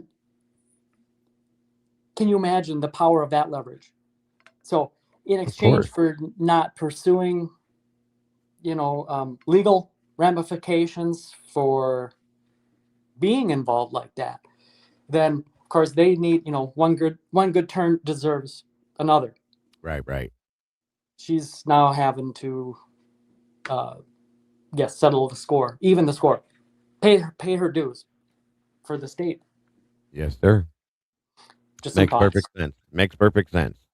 Very good summarization, truly and honestly. At this point, so far, yes, and I can agree with all of that as well as many other things too. So, but going forward, this is a theory, I guess you would call it, that Miss Leah put together based on different things she was seeing, and has gone through per se to that aspect as well. So do we just read this, Leah, or does this? Yes, I'd rather you read it first because it's explaining what happened that night. This is in order, right? I think so. Yes. Okay. It says, and this was off of Custody Queen's comments with the video that JJ's in. Yeah. State of the Deep. Absolutely. Absolutely. And I did see Kim's pieces of what she did last night with Birdie. For those of you that were asking, like I said, a lot of what she said last night, she said right here on this channel 3 years ago, guys. She hasn't changed her story either. That's the crazy thing. So there's a couple newer things in there, but most of it she had stated 3 years ago here. So it says hazing team to get answers from the Idaho 4, take their phones, get access to their phones,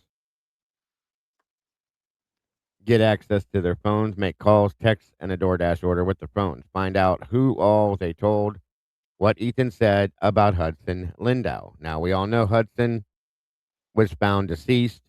He was a good friend of Ethan. So that's how this plays into this, okay? And a lot of people think that the Hudson Lindau theory could explain this. So this is not surprising by any means. Forced them to retake the Greek-like oath since they all quit their sororities and frat about this drama. The girls were forced to drink a fish bowl of booze filled with Adderall, and Ethan was given his own bottle to drink, booze with massive Adderall. Ethan had enough Adderall in him to kill him. Had he not, I don't know if that's true or not, but we'll go with Yeah. it for Yeah. now. Had he not been stabbed to death first. Once drugged, Molly hold on. Sorry. Molly comes to the scene with the DoorDash food and gives the signal for the second team, the kill team, to begin. Dylan signals with the third story bathroom light for the two Davids to cross over from Sigma Chi to 1122 Queen and start killing the Idaho 4. Hold on here. Let me go back to where this was. If I can pull this up. Sorry, you guys.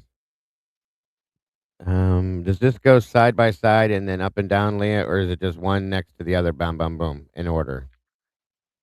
Okay, I got it. I Yeah. see it.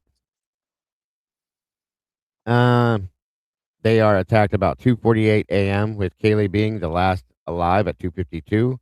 Dylan asks, "Why are you crying, Kaylee?" Probably in response to the girls making Dylan cry herself,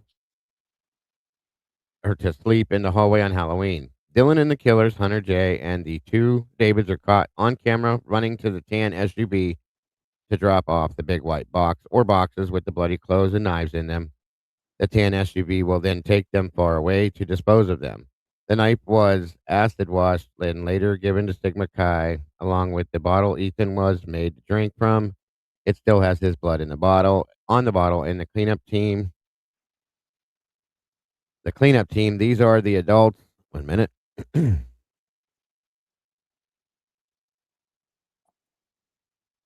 In response to the girls making Dylan cry herself to sleep. Oh, there's overlap. Said Okay. twice. Okay. That's okay. It's okay. Hold on. These are the adults involved. SKS guy went in to confirm Ethan was finally dead, the eyewitness to Hudson's hazing death. The living room was cleaned and mopped of blood, and the bodies were taken to their 1 minute.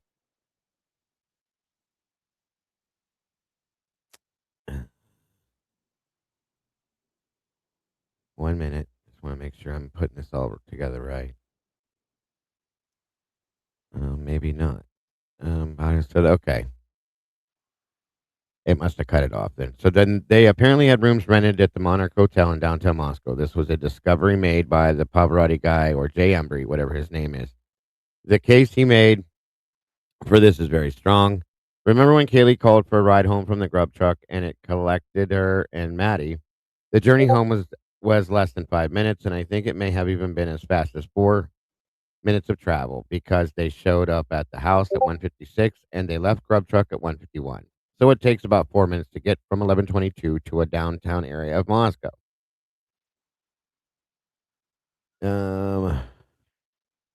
It's like it's cutting off pieces of it, but I guess we're getting the gist I'm of sorry. it. There were two sets of comments. Okay. Yeah. That's okay. So it says something and it says Murphy.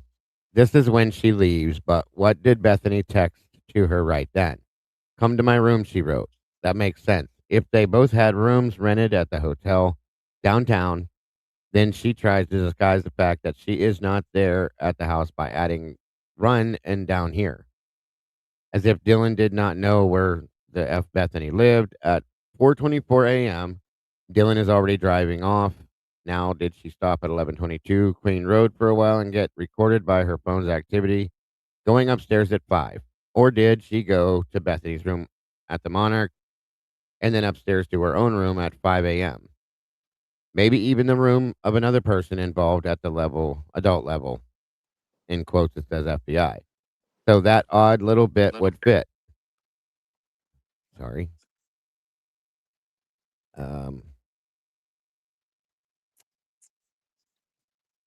it says something of students. They said it captured a young woman running from 1122 at roughly 2 a.m. Bethany also took several photos of herself with Murphy on Kaylee's bed before she left as proof that they all loved each other when they really didn't.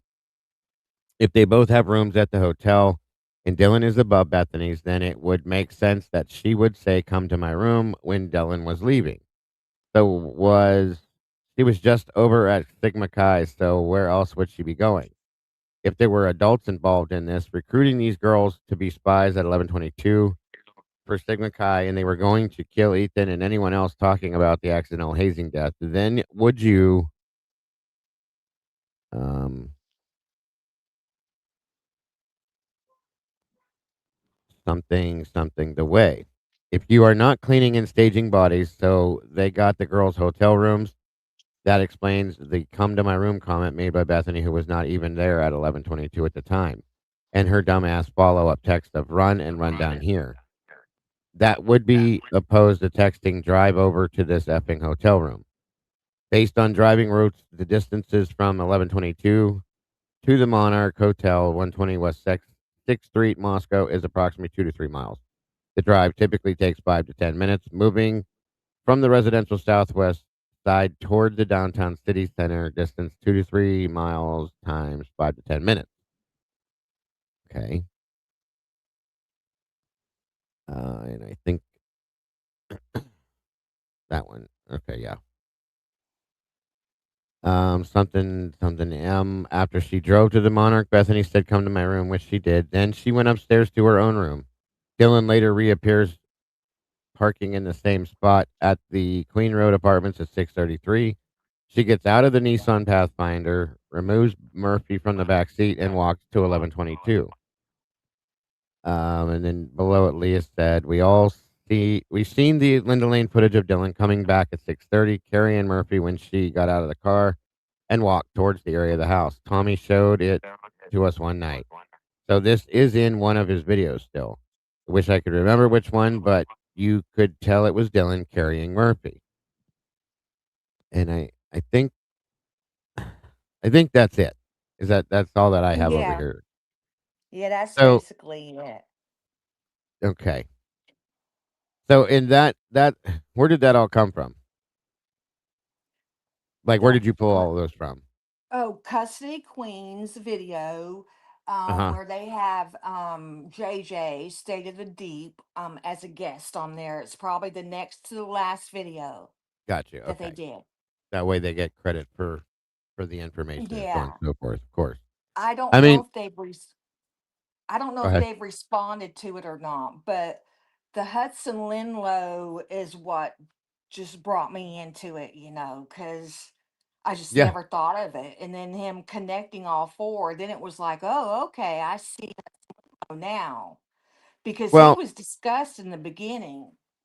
yeah, he was. And I've always said that it wouldn't be a big a far stretch for me to believe that the Hudson thing, if somebody had found, because I think it was Ethan, Maddie, and Kaylee that were there the night that went down, I heard.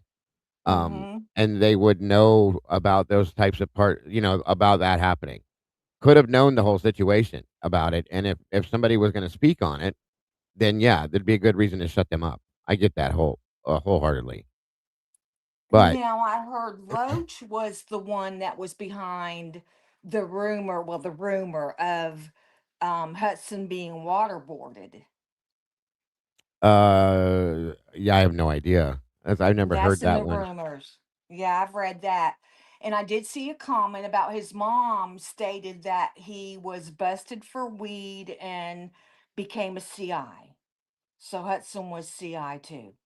Okay. Interesting. That's new to me. I've never heard that. By the way, we hit our goal, guys. Thank you for that very much. No, that was new. My biggest thing with Hudson, if he was involved, in my opinion, it was because people knew what actually truly happened to him and that they were going to speak on it. And if that was the case, they were trying to shut him up. That's how I would see that truly making sense. And it does. It does. I don't know if I'm comfortable fully with it. I'm not saying I'm not, but it's definitely interesting. There's multiple theories that we've looked at and angles we've gone at with that, but it's definitely I And but go ahead. LE also covered up Hudson Linlow. Yeah. I heard His Chief Fry's name and Rosie. See, there's a story I heard. It's interesting that you said that. There's a story I heard about that um now how true is the story? I don't know, but it does fit with everything else. There's a story I heard that he died at the campus due to I don't remember exactly what it was, maybe waterboarding or something like that. And then he was placed where they found him by law enforcement. That's the story I Yes. heard. That's the one that's And a he didn't lit have a shirt on either. I thought that was weird. He didn't have a shirt on. And right. Ethan was naked and socks put on him. Yeah. Well, he was in nothing but his socks, right? Which Yeah. that could also mean that because Dana was in her underwear, they could have been maybe having some private time together at some point when they were Well, attacked yeah. too. There's that. But Hudson not having his shirt on, it could have been that he didn't have his shirt on at the frat house when he was doing what he was doing, and they just took him the way he was. If that's how that Mm-hmm. happened, you know what I mean? So yeah, Yeah. 100%. I've never thought like wholeheartedly that this was two crime scenes and two different crimes. I believe that it it doesn't make a lot of sense for that to be. Now, two different times possibly, sure. You know what I mean? That's Yes. always been something I can Yeah. say, but it all within the same house, all within the same Yeah. period of time, roughly. But either way, I appreciate you for giving us that, Leah. It's very interesting, truly and honestly, and it's Yeah. definitely something to think about for sure. I think Hudson probably knew something too about the drug trafficking part of everything. That's very likely. And they snooped into Hudson's death and found this stuff out too. Yeah. No, Which it would I make don't sense. know if all four of them are CIs or how many are CIs of the four. I don't think And if any Kaylee of was them, I too. think one of them was. Yeah. Yeah, I think if any, there would be one of them was. A couple people think it might be Ethan. A couple people think it could be Hmm. Kaylee. I think it's Yeah. possible either one it could have been. Um, but I definitely believe, like I went over the other day, something weird went down with Ethan that night. That's something I want to put out there for sure. Something was definitely off, and I definitely at this point after today, like I said, I just wanted to point to the fact that I truly believe that Dylan has way more involvement with this. However, it is, I can't give you exact, but Hmm. I truly and honestly believe Dylan is highly, highly involved in this. Um, I do too. She had to help him. I yeah, think she absolutely. probably did the signature wounds. I mean, it's possible, very possible. Were you surprised about what Kim said about Ethan? I thought two different crimes became one was an excellent. No, not at all. Not at all. Happy. Thank you for asking. Most definitely, though. Very interesting stuff, guys. And there'll be more to come from this. When I get something in my head, this has been bugging me for a couple of days. I just either have to spit it out or it drives me nuts. So I definitely and truly and honestly, and there's other things that have happened recently, like Dylan's GoFundMe had been paused. Now that could be by no fault of her own or anything to do with this, but there's been talk I've heard in the background that she may have been being investigated. Steve had said a long time ago about that was something. Did they stop talking about it? Did they leave it go? What happened? Why? And I want to know. I do. But I think personally that she is very highly involved whatever it is, I can't give exacts on. Do I, I used to say, no, there's no way Dylan killed them. And I still don't think she could have done it on her own for sure.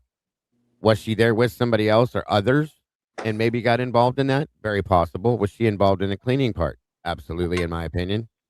And is she keeping a secret? I do believe that. Yes. Absolutely, 100%. I wonder how well she knows Barry and Loach. I mean, it's a very good question.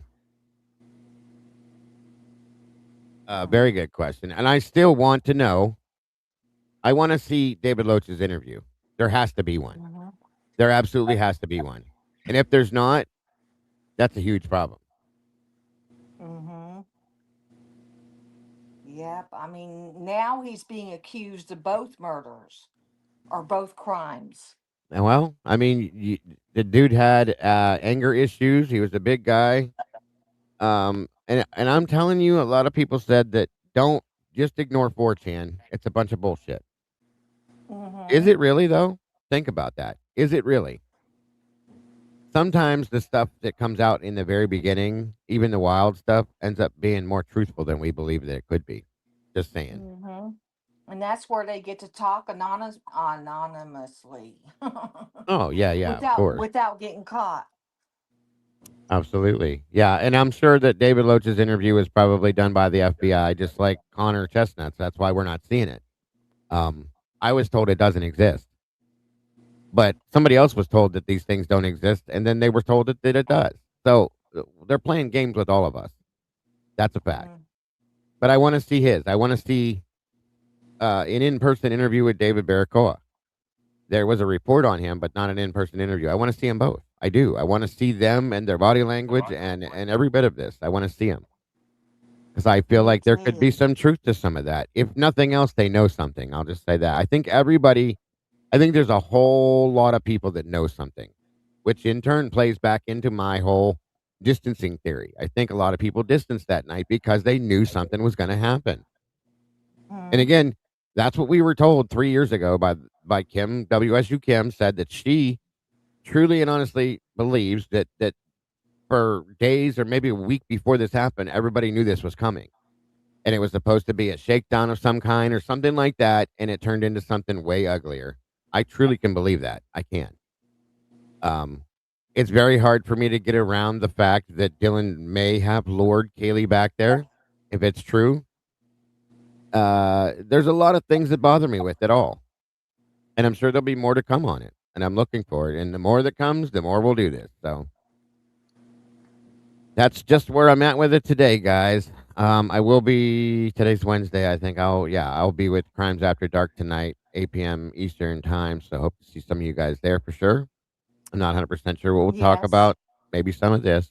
I don't know. And I got you guys through. Yeah, we're about that time. Eddie, do you have anything more to add before we get out of here, sir? Not much. I would just end with this thought. So, for anyone who's thinking that Dylan might have been involved in that way, you know what way I'm referring to, being like hands-on Yeah. involved, um, directly involved, then take your theory and your way of thinking to the next level and then ask this question: is law enforcement aware of this? Because regardless of how you answered that question, Yes. that's where it breaks down, in my Good point. humble opinion. Yes, sir. Very good point. And then once you get to that point with that, I agree with him. That's where it breaks down is right there. Are they familiar? Are they do they know fully her total involvement? How involved are they with it? And then take that from there, like he said. I agree with that. Mm-hmm. Fully in and totally. So thank you, sir, for that statement as well. And every other statement. Miss Leah, anything to add for the end of this? Yeah, I just ask everyone, to try to dig into Hudson Linlow for the motive, to kind of get a motive idea of what's going on, and it may help put things together. Because none of us know why. And this Hudson Linlow idea makes me think there's a why. Right. It could be. It could be. I mean, it's very possible that there is an involvement because of him. And Yes. remember one other thing too, folks. It could be a combination of things. Okay, that all just came to a head at the same time. That's very possible too. And now Michelle mentioned Caden Young, and I saw when I was trying to dig that Hudson and Caden Young were friends also. Yeah, they were all connected per se, um, within that aspect. And again, we have two people that sold drugs to somebody that overdosed and died. They went to jail, and then they were released with no charges, nothing pending, and went on to live their lives. If you don't question that, then I don't know what to tell you, I know. because that is so wrong in every aspect as far as I'm concerned. This is nothing at all like what we thought it was, okay, ever. And I think it's way bigger than I think a lot of people actually believe. And that's something that definitely needs to be seen at some point. So, but I think that's gonna do it, guys. Eddie, thank you as always, sir. I always appreciate your input and Thank you, your Dago, as always. Good night, everybody. Yeah, yes. thank Good night, Have a Rich. good night. you. Have Good a night, good one, Leah. brother. Yeah, good night. And Leah, thank you Bye. again. Have a great night, dear. If I don't see you, take care, and thank you for your input as well. Always appreciate it. Thank you. Absolutely. And everybody else here, guys, thank you so much for tuning in tonight. Today, I appreciate you all very much. Thank you to my moderators. You're amazing. I appreciate everybody's insight, input, and passion for this and wanting to know the truth, because that's why we're all here, truly. And again, I want to say a happy birthday to Miss Sluther. I hope you have a great day. Thank you all for wishing her happy birthday. If you guys have nothing to do and you have the time, please tune in tonight to Crimes After Dark. I'll be there as we discuss what we discuss always. And don't forget, folks, to love yourselves and love each other. Have a great day, and I will see you all very soon. Bye-bye.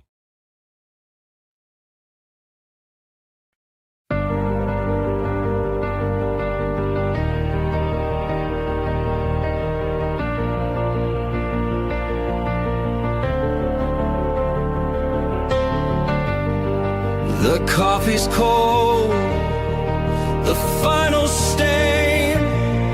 We laid the map out in the pouring rain. No hidden corners left to creep. The dark truth woke while the city was asleep. The evidence lines up straight and true.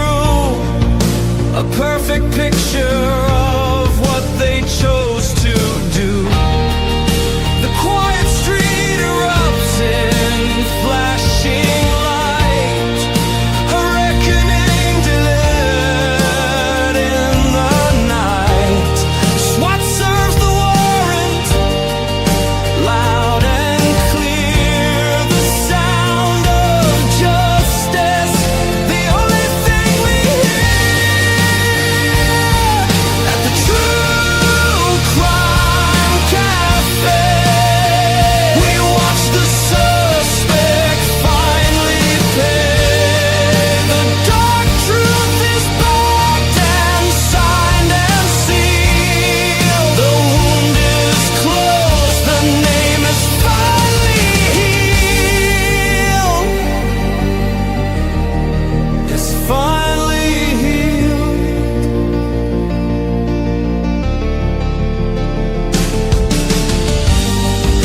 The cafe's empty, closed for the night.